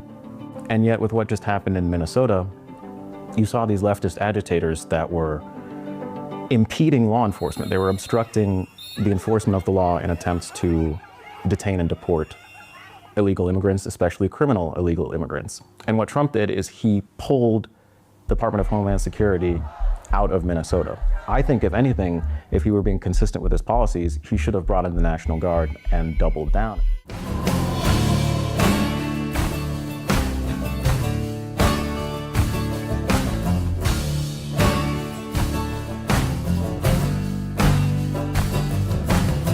Welcome back. Our guest tonight is Ted Jones. Ted is the subject of a recent Telegraph report in the UK. He was unlawfully present in the United States. He was deported to the UK in August. And he says he understands why and supports the U.S. legal right to do it. So, Ted, thanks for making time for us. Yeah, of course. Thanks for having me. So Matt and I watched this Telegraph report and their presentation of your story last week on the show on Sunday, and enjoyed not just that you told your story, but your calm and reasonable presentation in doing so. And it got a lot of attention for that reason. But for those who don't know, what is the general story of your deportation? General story of my deportation is that at the end, I was unlawfully present in the United States. I was planning to get married to my fiance and move to the UK voluntarily. So that's part of why getting deported really wasn't the worst it could have been for me. I already had a UK bank account set up, but it did happen, unfortunate event, and I do take responsibility and ownership for that. So I landed in the UK, and this was in the midst of everything that's going on in Chicago at that Broadview facility. So there are protesters outside, and all these people on social media there's this narrative about ICE is basically the Gestapo. And I'm saying, well, hang on a minute. I literally just got deported. I get it, and I understand it's displacement, and there's the human aspect to it, but also ultimately they're just doing a job. And that's not to say there aren't ICE agents who might have some sociopathic tendencies or just a little heavy-handed. But I didn't agree with the characterization of the ICE agents or even Trump as the commander-in-chief sanctioning, deportation, or just even having the rhetoric of we need mass deportations. So that's kind of how I got started on social media. So Matt, I know you have some questions and I want to get to those, but I have to know, I don't think I've ever actually talked to someone who's been deported. I think you're the first conversation I've had in this realm. Same here. So we all know the supposed horror stories. Can you just describe the process a little bit more to me, and how would you characterize the treatment, the interaction? Was it hellish? Was it fine? What was the experience like? Mine, I think, was a particularly unique example, maybe, because they picked me up in an Uber, like just outside of St. John Cantius Church in Chicago. I'm Catholic, and I was on the way to the airport. And they pulled over the Uber, right? They said, we have a warrant for your passenger. I asked, can I see the warrant? And they said, you can back at the station. And, I could have put up a fight and said, I'm not going anywhere without a warrant. But I was like, I know my immigration status. I'm not going to fight these two armed officers. So they took me away. And honestly, the one officer who I rode with, we had a friendly conversation on the way to the facility. The other officer, when we got back to the facility, he was a little more gung-ho. He was a little more rounded up 10 of them, high-fiving the other guys. And I get it. Like, I'm of the mindset that deportation, immigration enforcement, it's a job, ultimately. I value professionalism. I like the guy that was friendly with me, the guy who's excited, riling people up. Not so much my style, you know what I mean? But my treatment by the ICE officers was okay. You could tell they were a little trepidatious just with everything going on. They weren't sure if I was the kind of guy who was going to react poorly, but ultimately it was fine. And then the 3 weeks in jail, it was a county jail, so ICE does contract with, or DHS contracts with jails that aren't like ICE specific detention centers. And I mean, it's jail. It's not fun, right? I'm not saying it's fun, but I also had a reflection while I was in jail, which is that for those 3 weeks, I was getting kicked out of the US, and yet I had 4 walls around me, a roof over my head, 3 square meals a day, one of them guaranteed to be hot. I had better treatment in jail than half of the world will ever experience. And to me, it was just like, no wonder everyone is clamoring to get into the US if this is the worst it gets for the criminals and the people being removed, you know? Grateful in deportation, another perspective I have not heard. But Matt, I know you had some stuff you wanted to ask about. So when I first reached out to you, you said of the Telegraph interview that you didn't like entirely sort of how they cut it or how they presented it. So I guess, yeah, I assume before we play this on the show that we'll re-show that to the audience. So like what what in particular did you not like? What should people know? And what do you wish was presented a little differently? First of all, I'm not fat. Whatever the angle, you did not look fat. They were using. Everyone in my personal life was telling me, dude, you look obese in this. I don't know what it is. It's probably the slouching on the couch. That sweater's a little oversized. I look morbidly obese. So it's an optical I didn't illusion. love that. Right, but more the thing is, your face doesn't look fat though. So I knew like you're not really. So they made you look like the dad from Family Matters, dude. They didn't do you any favors in this. Yeah. More importantly, more seriously, I don't love the fact that the Telegraph included me in a piece with 2 other deportees, and they titled it "People Deported by something like Trump's deportees to the UK say they lack the support to survive." That has never been my position. They didn't tell me they were going to include me in a piece titled that or about that. Like I said, I had a UK bank account set up. I landed on my feet. I'm a self-starter. I'm a go-getter kind of guy. I never asked for a handout. I'm not complaining about my story. I'm just sharing it. What is what's your political awakening? Because when I first saw this story, the first thing I did was to check is this guy just saying this to hope to get like Trump's attention or something to get back, or is this legitimate? And I went through your social media, and you've had right-wing views for, the entire history of you being online, and you're sharing like Nick Fuentes type content and a lot of those people. So what was, I guess, your entrance into politics and all that? My entrance into politics goes way back to like the high school days. I've always been someone who can sift rhetoric from truth. And so in the first Trump administration, the first Trump election, Trump was doing stuff like tweeting, "I've never seen a skinny person drinking Diet Coke." Like everyone loved 2016 Trump. He was just funny, but he also just cut to the heart of issues in a way that a lot of politicians don't. He didn't have the stuffy language. So I don't even know if I would say I was a Trump supporter back then. I wasn't politically involved. I was much younger. That wasn't my ambition. But I was certainly more conservative just socially. I was in a pro-life club in high school. And then going into college, what really sealed the deal for me was COVID, Black Lives Matter, all that. And not just made me more conspiratorial, not just made me more right-wing, but I also saw the utter lawlessness of things like the Capitol Hill Autonomous Zone and the Black Lives Matter riots that were burning down cities. And I saw Trump not shutting it down. And that disappointed me. I saw Trump using it politically. And I thought, is he just becoming part of the swamp that he promised to drain? And by 2026, part of me can say, yeah, he definitely has. So I wouldn't say like I'm a Trump loyalist. Like the Telegraph, I really didn't like the fact that they recorded the reporter on the way to interview me. And he says, "I think he's still a Trump supporter." They interview me for an hour and they never ask, "Hey, by the way, you're still a Trump supporter, right?" Of course. They just add that in the final edit. I would have answered media. No. Seriously. So that's a lesson learned from my end. Did you reach out to the Telegraph? I know you tweeted, but did you reach out to that reporter directly? Or have you heard anything about some of your issues with the presentation? No, I haven't reached out. They were in contact with me. They let me know when it released and where to find it and whatnot. But no. With I mean, obviously the video went viral, as you're obviously aware. Are you enjoying the comments? Because I mean, we read some of the funniest one on the show last week, which I know you watched and thought was funny. Are you liking it? Like when you saw a reasonable black man be linked to, or were you like, hey, I guess that's kind of me? What was your reaction? Funny. As we didn't even know he existed. Yeah, no, that's a historical figure I had no knowledge of. So thank you for that history lesson. I appreciate it. Me neither.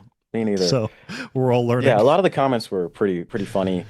I probably tend to get over invested in the comments, caring too much what people think about me, when I should realize like no one on the internet knows the facts. People in my personal life know I wasn't lying. I don't have to respond to every comment that's saying, oh, this guy's just grifting. Oh, this guy's looking for attention from Trump. So the funny comments were just enjoyable, and I liked them. People had a good sense of humor about it. I like the humor aspect because it adds a layer of levity to what is a pretty heavy and controversial topic. So I think let's take, for example, I got arrested for a DUI in 2022. That's part of my criminal record. That's my story. Or that's my entire criminal record. I'll say that. But that's part of my story. And ever since, I've been an outspoken advocate against drunk driving. In college, I would be a designated driver for friends. I've wrestled the keys out of friends' hands. And people can look at that and say, you know what? Yeah, but you've changed, you've taken responsibility, and we're proud of you. Like, good for you. Immigration is such a hot topic now that people kind of lose their humanity. And there's a whole segment of the population that will never listen to what I have to say simply because I've been deported. It's, oh, you're an invader, you're an illegal, who cares what he has to say? But the humor on Twitter kind of broke the ice. So a lot of people were just like, let me see what he has to say. And I really appreciated that. We had in our chat in the show, there was a lot of like bring him back kind of comments. Yes, we made a mistake. You won over our audience. Yeah. So I'm sure there'll be many too as this is airing that you'll see. So I don't know, do you have any other questions you want to ask, Matt? Well, I wanted to ask a little bit more about the Telegraph reporting because the context here, or what they're saying you said, and you can tell me if this is accurate or not, but part of the controversy, I guess, is that you compared the UK to a third world country, and you were complaining about the lack of assimilation among minorities in the UK. So number one, is that an accurate presentation of your views? And number two, I'd like to hear you comment on how you think assimilation compares in the US and the UK. So first of all, I put that out there in the public domain and I take responsibility. That was a TikTok I made months ago, and it also went pretty viral. I called the UK a dump. I said it's a third world country here. That doesn't capture the full nuance of my views, and I'm not backing down. I'm not just trying to run PR for that. The truth is, there was a lot about the UK that surprised me. And like I mentioned, I'm the kind of guy that, like, I landed here and the first day, Army Reserves application, filing for an NI number, like, what do I do? What's the next step? And people in my personal life are saying, it's almost condescending. It's like, you're going to love England. There's so many historic churches. You're Catholic, right? And I'm saying half the churches are mosques. They're saying, you're going to love the abundance of English culture. And I'm saying, where is it? It's Muslim. There are thobes and hijabs everywhere. And it's not just about immigration or immigrants or religious and ethnic and demographic changes. There are things like, there is just a lot of trash on the ground in certain areas. And it is an actual dump, but you meant it literally, yeah. Yeah, in that sense, yes, yes. Yeah. But that's to say, there's beauty that's being overshadowed by this dump. You know, it's people dumping on beauty. You have these beautiful, ornate, hand-carved stone masonry buildings, and then you've got a neon vape shop sign covering it up. It's stuff like that, that one day, in a moment of frustration, in a moment of something that would have been better as a private expression with my friends, admittedly, I just made a TikTok. I was like, this place is a dump. But people ignore the context of all of my videos prior to that are me saying how grateful I am to be in European civilization and things that I'm excited to see in England. But yeah, I mean, I won't deny the fact that there are things that I think are dump quality that are trying to make England a third world country. Yeah, I was in London about a year ago, and I mean, the number one thing for me was there was nothing to eat in the entire country. It was just all the stereotypes there were even the McDonald's was inedible. It was a horrible. I thought experience. the deal was the immigrants bring better food. I thought that was the number one selling point. Even in England, the food just goes to shit no matter what. So it's Yeah, unfortunate. definitely. But at least they have an excuse for that argument. In the U.S., it's like we got Italian, we already got enough that we don't need any more. Right. So anyway, I mean, they have fish and chips here, which I'm not hating on fish and chips, but anywhere you go, it's just fried fish and then chips. And most of the time they'll ask you, would you like salt with that? Of course I'd like salt with that. Are you kidding me? Unsalted fish and just fried potatoes without salt? What are we doing here? Yeah. Now, the first fish and chips I had, I looked at it and I'm like, oh, it looks like chicken tenders. It's going to be delicious. And it was, I mean, obviously okay. not chicken tender. It was okay. I would not have it again, but it was okay.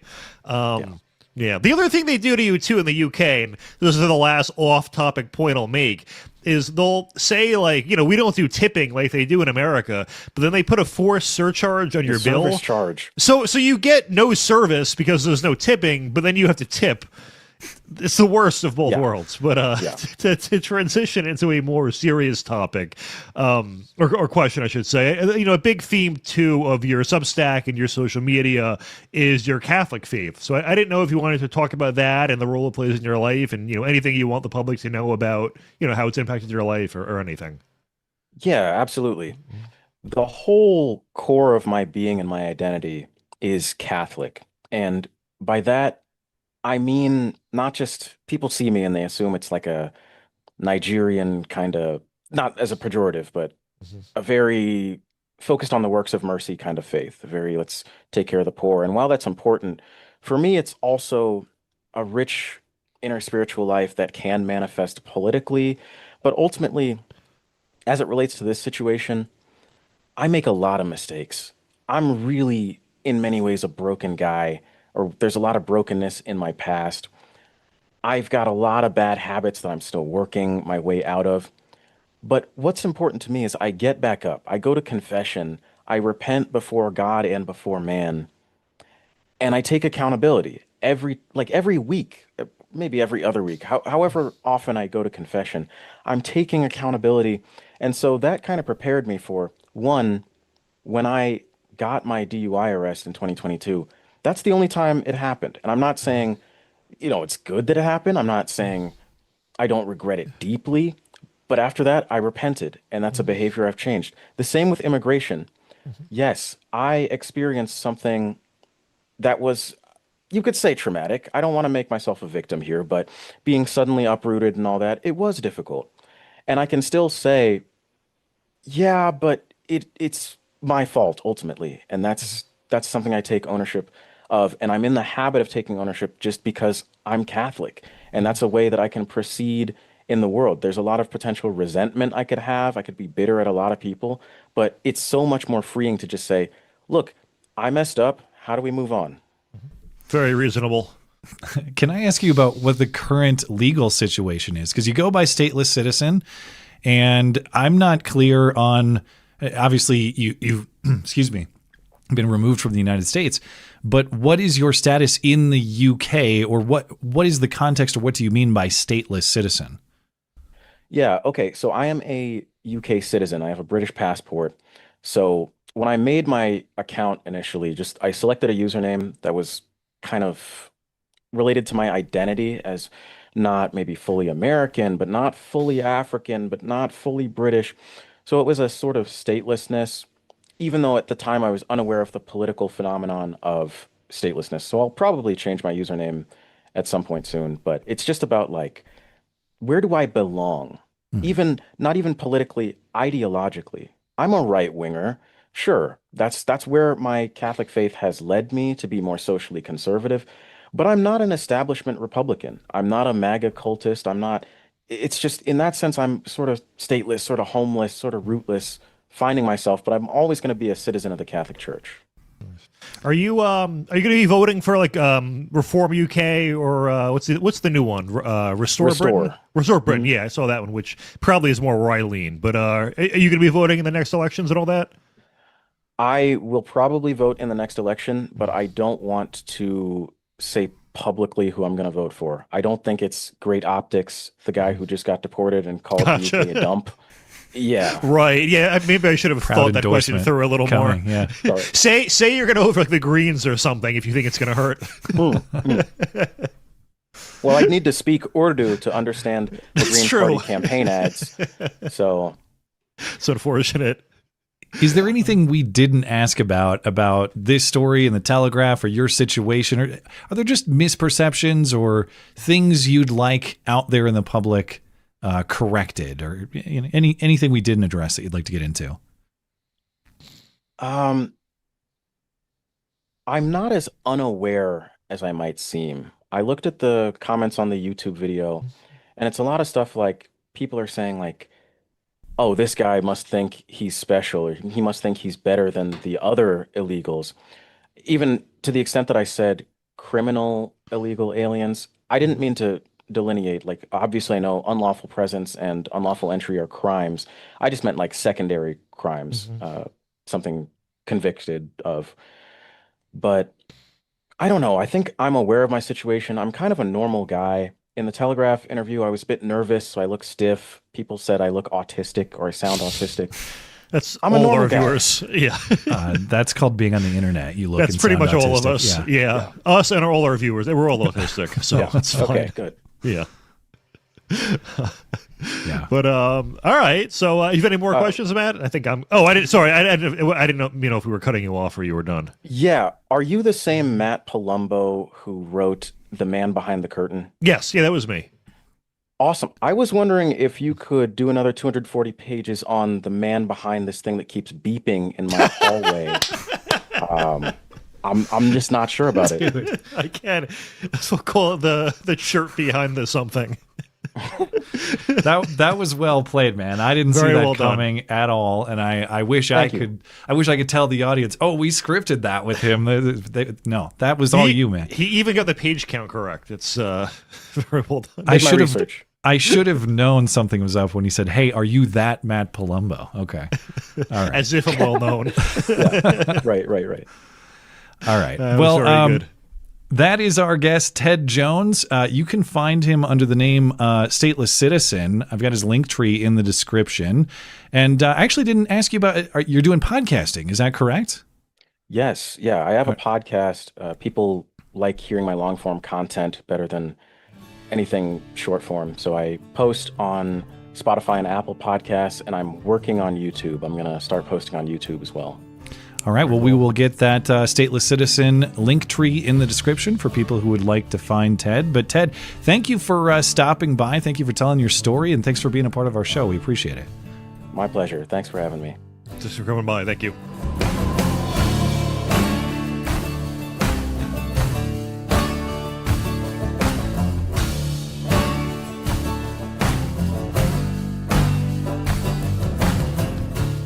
Stand back and stand by.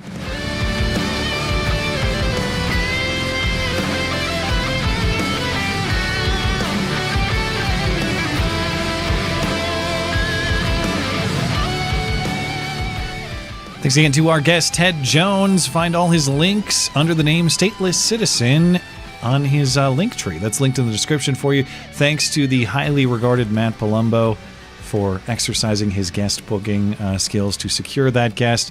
And dang it, they don't know what the fuck they're doing. I always figure I've ironed out every little piece of duct tape. No, I've had this happen before, just so people understand what happened. I have all the web browser, the stories for the entire show open in a web browser. And we cycle through them. We look at the news stories, of course, as you see on your screen. And as a habit, I mute them all, unless we're planning to play something in there, because I don't want that to happen. Because some websites, some news stories have that nasty habit of just playing a news story, even though you didn't hit play. Fox does that. It's annoying. I hate that. But Yeah, go ahead. Yeah, we got burned by. I'm deflecting responsibility. I know someone is at fault here, but I know it's not me, and I can't say who that is. I'm like Alec Baldwin. Actually, I can say who that is. It's WWL-TV in in Louisiana, which is the right. They're the publisher of a hoax hate story we're about to look at. So it's their fault, and you can write them to complain about the duct tape. No, I'll clean that up after the show's live. I apologize to those of you who saw it live and you had to go back and see the start of the interview again. But we'll clean it up and it'll be good after the fact. You can cut it from like when this posts. Yes, you can do that on YouTube. Okay. You can delete segments, so I'll just delete it. It'll be clean. Perfect. And everybody who watches this tomorrow will be like, what the hell is he talking about? Nothing. I had a perfectly run production because I'm a professional. All right, you ready for hoax hate? Yeah, there's a betting pool in the comments over whether or not our last guest knows how to swim. Where are you going to stand on that? Well, we have to. Yes. We have to bring him back to. I'm gonna. Yeah, of course I'm gonna say yes. Mm-hmm. Yeah, I think so as well. But we'll have to bring him back to clarify. Anyway, right, we're gonna win. And now, the nobody saw it happen, but it's totally a product of Trump's America hoax hate crime of the week. Ah, shit, it's backwards. You think they'll notice? So this is the offending story right here. This is who I'm blaming. But whatever they were playing was like some kind of March Madness basketball thing. I think. I don't know what they were playing. I didn't actually listen to it.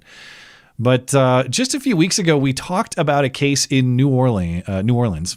By the way, questioning how I pronounce things. New Orleans? I New Orleans. Go for New Orleans. Nolans, I believe the locals say. Yeah, it's painful. We talked about a case out of Nolans at Mardi Gras, where some guys on a parade, they were on a parade float, and you remember this, they were supposedly lynching a black Barbie doll. Yes. And now they're all banned from parading again.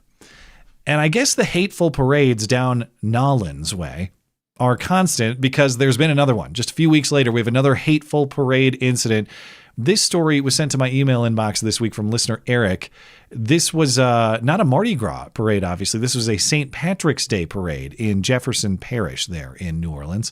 And parade goer Dominic Graves, featured in this story, says he saw Hitler Youth, a bunch of Nazi youths, giving Nazi salutes, Elon Musk style, from one of the parade floats. Dominic Graves says he was enjoying Sunday's St. Patrick's Day parade in Metairie with family and friends when he heard something appalling. I was at the parade. My girlfriend and I were there. Her little nieces and little cousins were all there. And all of a sudden we hear Heil Hitler. We start looking around like, what? Graves pulled out his cell phone and started recording images of the float in front of them. My girlfriend points out, look up top, and we notice there's a bunch of young men doing Nazi salutes, and we immediately got really upset. We blurred the riders' faces because their ages are unknown. The allegations were investigated by both Jefferson Parish and parade officials. Late Monday afternoon, they concluded riders on the unit were videotaped using hand gestures that were deemed both shocking and offensive to the general public. I'm from here. I'm fifth generation New Orleanian. I grew up going to that parade.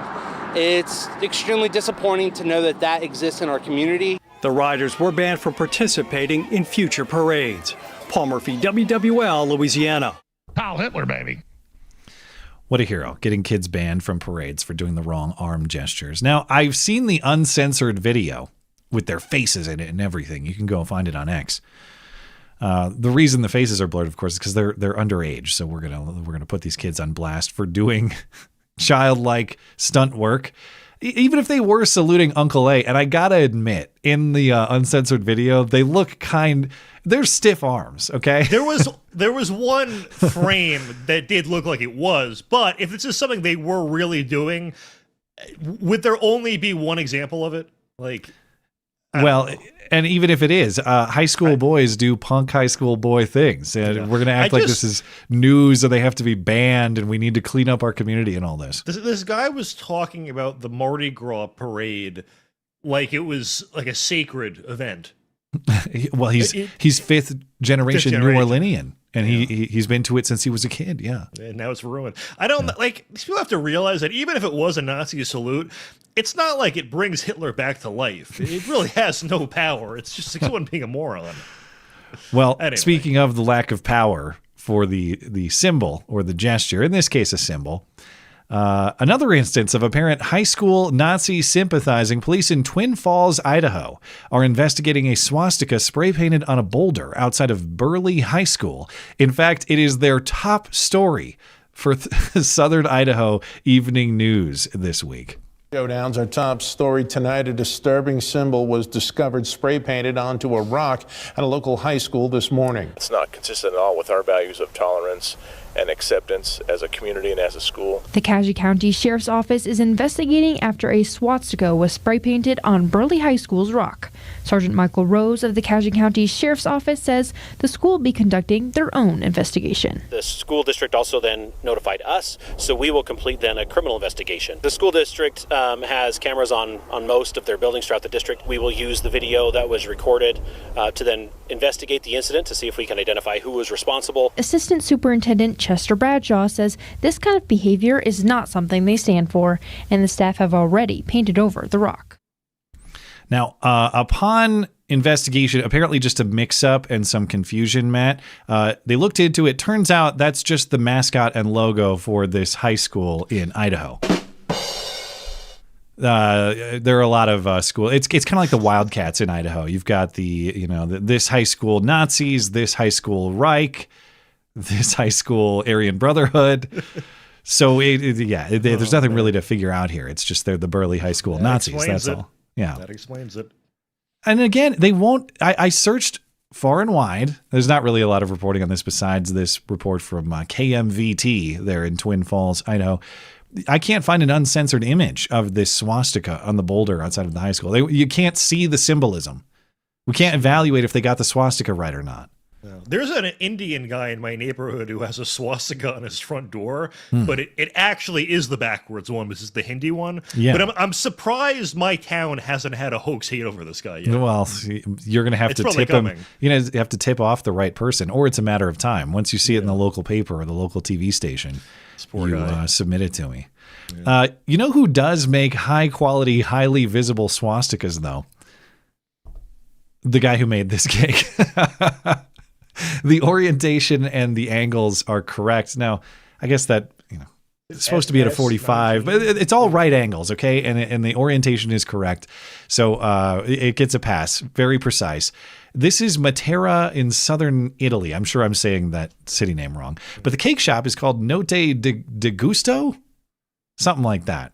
Yeah, Notte de Gusto, and they have sparked outrage after posting a photo of this cake on the business's Instagram account. It's stylized like a Nazi flag, and it has an SS logo as well.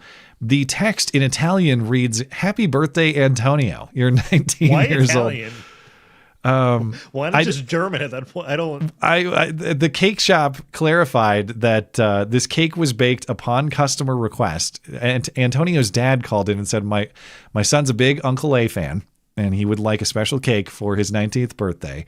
And so after social media, it was some kind of prank, the dad said about his son. So after social media backlash, the shop owner, Alessandro Cremelli, that's how you say it in Italian, Alessandro Cremelli, that's my Italian right there. He apologized and said, quote, "A post made hastily and carelessly without proper depth.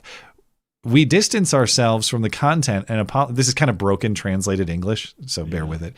We apologize for publishing a post whose content we disagree with. We naively focused on the artistic aspect of the cake without considering the underlying message."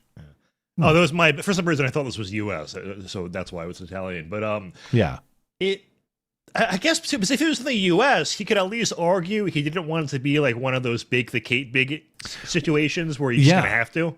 Well, that's my question about this. You're thinking exactly what I'm thinking, because this is a very interesting situation for the bake the cake crowd. Now, I don't think Jack Phillips should have had to bake the gay cakes. Yeah. I also don't think whatever this guy's name is at the bake shop in Italy should have to bake a Nazi cake if he doesn't want to. Though clearly he put his... I think he was into it. He looked like he put in his full effort. They weren't Axis power. But if that's true, they were friends back then. They were I forgot about that. Yeah.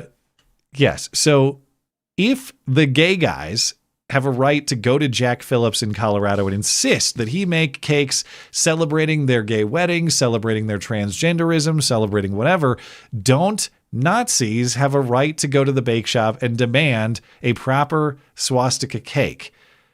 Because if the baker is forced to bake the cake, doesn't he, which could be the case, it's not the case here, but let's say hypothetically, baker is forced to bake the Nazi cake. Doesn't he have the right to post the cake for appreciation on social media? So that at least his work, he was forced to do it. Couldn't he at least get recognition for his work? And if we're going to say you have to bake it because of like oppressed people and discrimination, who faces more discrimination, a gay guy or a Nazi? You know? That's probably the Nazi. Yeah, fair question. That quote's going to be taken out of context at some point. I have another story to correct you if you don't think gays are victimized. Okay, at least as much as Nazis.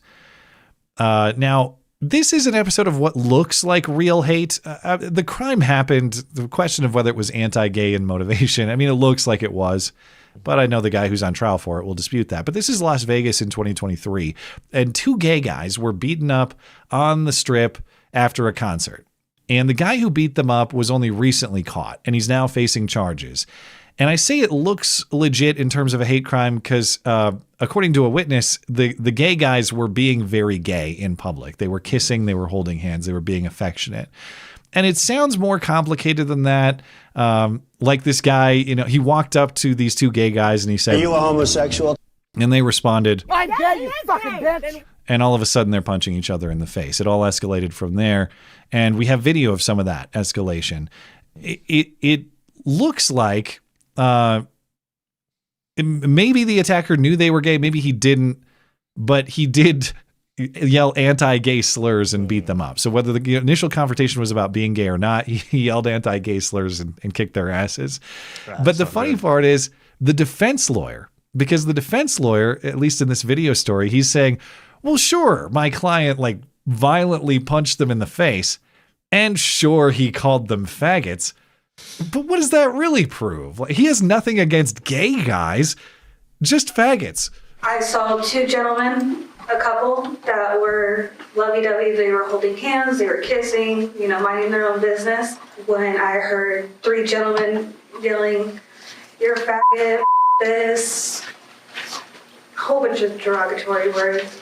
Witness Liz Hoback says the harassment continued. One of them decided to throw a beer can. Cortez recalls turning around to confront the group. All I remember was looking at my partner, seeing him go down, and I blacked out. This isn't a hate crime. At this March 11th arraignment, defense attorney Craig Mueller argues against the case moving forward. No one said he was wearing a KKK shirt. There's no evidence, literally, of hate. What was the motivation? Somebody said they heard faggot being used. Okay. The other guy came up and started cursing at a group of strangers and got hit exactly one time. In other words, they were being faggots, and that's why they got punched, which is the Louis C.K. defense. I was just going to say, you have the clip. When I was a kid, you called somebody faggot because they're being a faggot, you know? Someone's just being a faggot. Shut up, faggot. And then he punched him. And that's not a hate crime, that's a community service.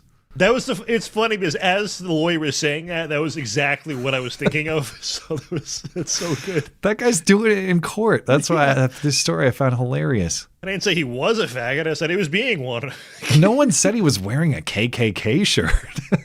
It's the only proof of racism. You have to wear the shirt. Yeah.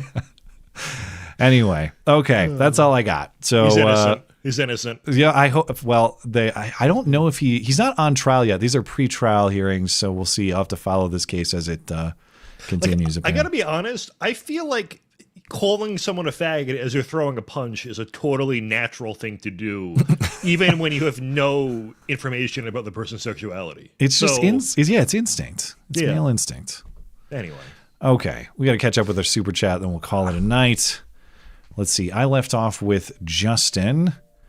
So let me. Okay, yeah. We were talking about AI misuse in the the legal setting. VV, Chuck Norris didn't die. He told death he was coming. Bingo. Fair enough. Well played. R.I.P. Chuck. Oh, wait, he didn't die, so... no, he's eternal. Salute to Chuck, yeah. Esoteric Unbound. One thing some folks hope AI will do is allow average DEI hires to perform as competently as white men. You will own a flying car before that happens. It is... I want to maintain commitment to judging each individual as an individual. However, there were demographic similarities in both of these AI using Georgia lawyers. They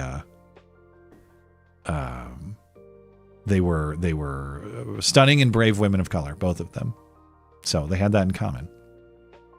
But draw your own conclusions. Let's see. VV started in 2005. Oh, this must be the origin of the Chuck Norris jokes. Oh yeah, Tim posted an article too in the Discord. I'll read later about it. Okay, humorist Ian Spector created an online generator for these absurd, exaggerated claims about Chuck Norris's toughness and skills, which became a widespread internet phenomenon according to DuckDuckGo AI. This is a good AI application that's trustworthy, not like those false citations in those stunning and brave lawyerly briefs. Ryan Allen, Superchats, audio issue, Matt. Yeah. Duct tape all over the place. It's a disgrace. I appreciate the attempt to get my attention. If I'm learning of it through Superchat, I have major problems. But you got to do what you got to do. I appreciate the support for the show and the effort. I'm just glad I caught it within a couple minutes. And actually, it was kind of a perfect storm because there was something I had to go talk to my parents about. Normally, I like to be at the desk in case something bad happens. But I went... The funny thing is, I went downstairs to talk to my parents about something important that's going on in our personal lives, and they had the stream up on the TV, so I could hear it. Was down low and I could hear it, but I actually picked up on it after a second. I was like, oh crap, there's like some other weird audio in there. And then I looked at my phone, which I have on silent during the show, of course, because I don't want that blowing up.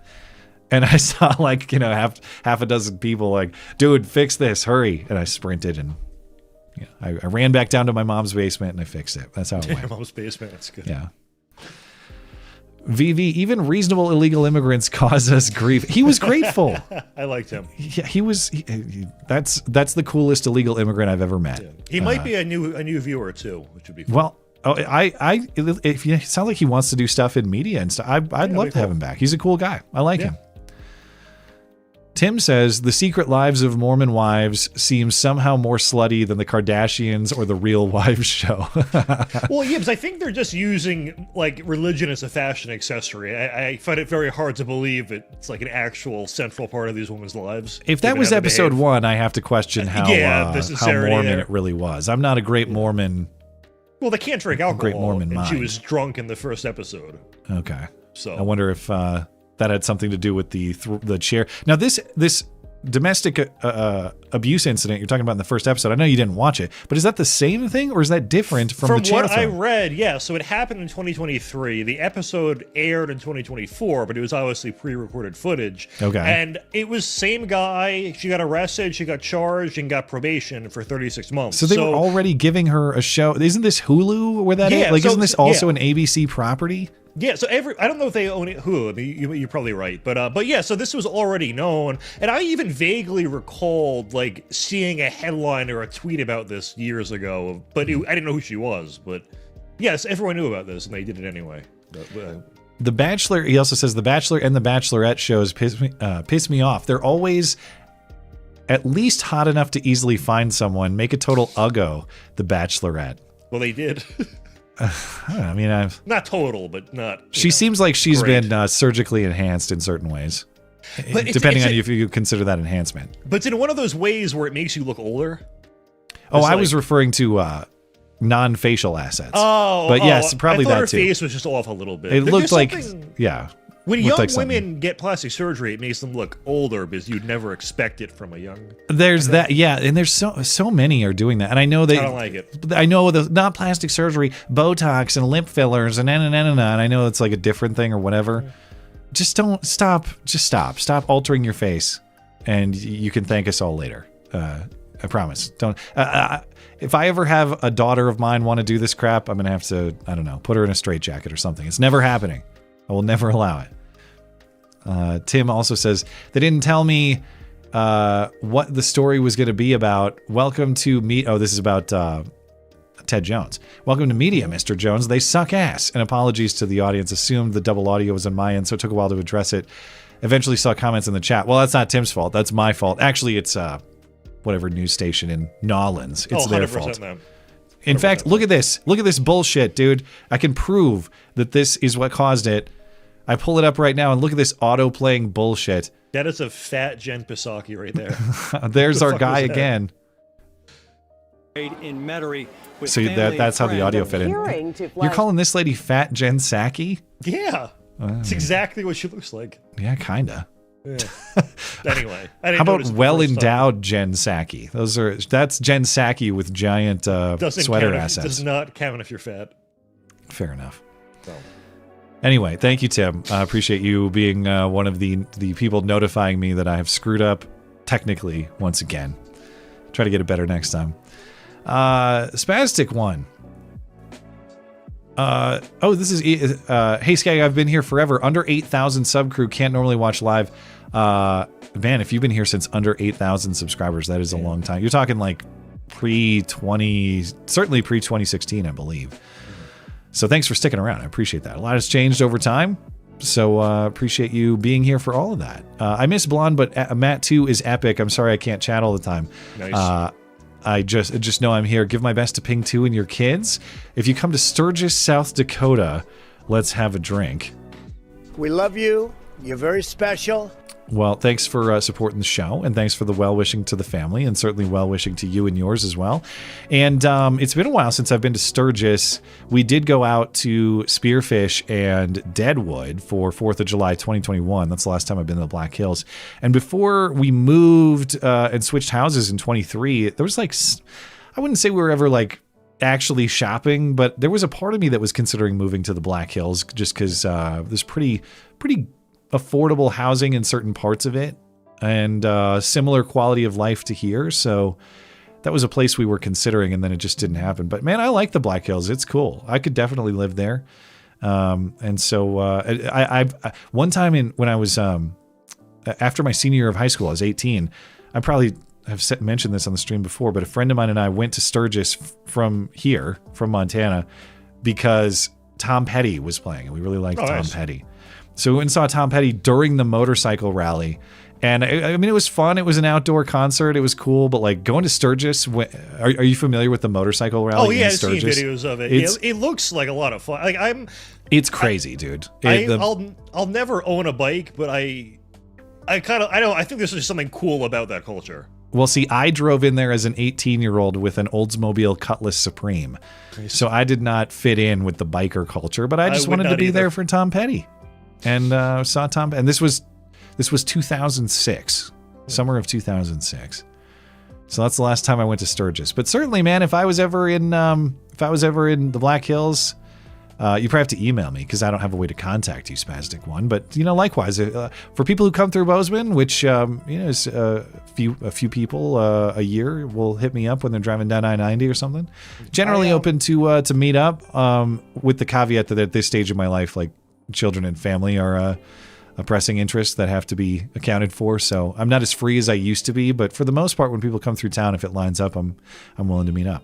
I remember CNN years ago did a report on Sturgis, and of course, like, had to make some comment about how white it was, and how everyone there was white. Yeah. And then within minutes was talking about how, like, despite there being this many people, there's usually not a single arrest during the entire event. I'm like, wow, weird. I wonder if there's any correlation there. They've discovered race and crime stats, you say. Okay. Spastic One also says, can I get a LaDonna? LaDonna and Jimmy Carr are my spirit animals. I'll give you 2. I'd like to say, fuck you! It's not against the law, ho. Fuck you! What's that from, by the way? Oh, you don't know LaDonna? No. Man, I'm going to have to bring that back. Okay, so how much of this story do I want to tell? Okay. I can just Google it if you want to tell me something to look up. It all starts with her being racist and mean to an Asian woman at a gas station, and the actual sound that you hear there one of them is recorded by an independent reporter in Seattle named Jonathan Cho, who I've been friendly with and who I know a little bit. And so the story is this. LaDonna is a stunning and brave woman of color and size in Seattle, circa 21, 22. And she is getting gas at some gas station in Seattle, and she has a confrontation with an Asian woman. And this Asian woman, during the confrontation, starts recording her because whatever their dispute is, LaDonna is being very racist. She doesn't like Asian people. And she is yelling at this Asian woman, "Go eat your dog with some rice, bitch." Jeez. And the woman's recording this saying, "I'm going to make you famous on the internet." And LaDonna is saying, It's not against the law, ho. Fuck you. Okay, so that story goes viral. The video goes viral. Jonathan Cho, who's an independent reporter in Seattle, goes and tracks LaDonna down at her place of work for comment. And LaDonna greets him outside, I'd like to say fuck you. then chases him down the street, hurling rocks at him and calling him a faggot. Holy hell. And I think she called him some anti-Asian which- slurs, too. Which might not be homophobic, just to clarify. I think she was just mad. Yeah, I think she thought he was just being a faggot. Yeah, Louis So that C.K. goes style. to that lawyer's defense. It Yeah, works. exactly. So I don't know if it was a hate crime or not, but that is. I'll send you LaDonna later because I don't know how I is haven't seen that. LaDonna is a legend. Yeah, and that thus the meme was born, and that's what Spastic One is getting at. And her, I don't know her last name, but her real name is LaDonna. And speaking of guest booking, Tim tracked her down and was able to message her, but we never got a response from LaDonna. Bummer. So if you want to try if you want to take a crack at LaDonna, you can try that one too. I'll say it's for like a black podcast or something. Well, I tried. We tried in the former iteration of this show. I've tried in this iteration of the show, and we've tried.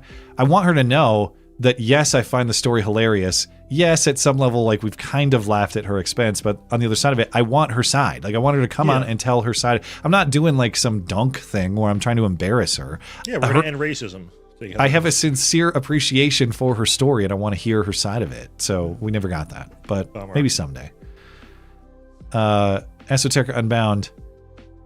Not to conspire against Matt P, but the Mr. Jones would be a great recurring guest host. He would. Maybe he very could good. run the IT too. Well, hold on. That takes elite technical skill that no one else can match.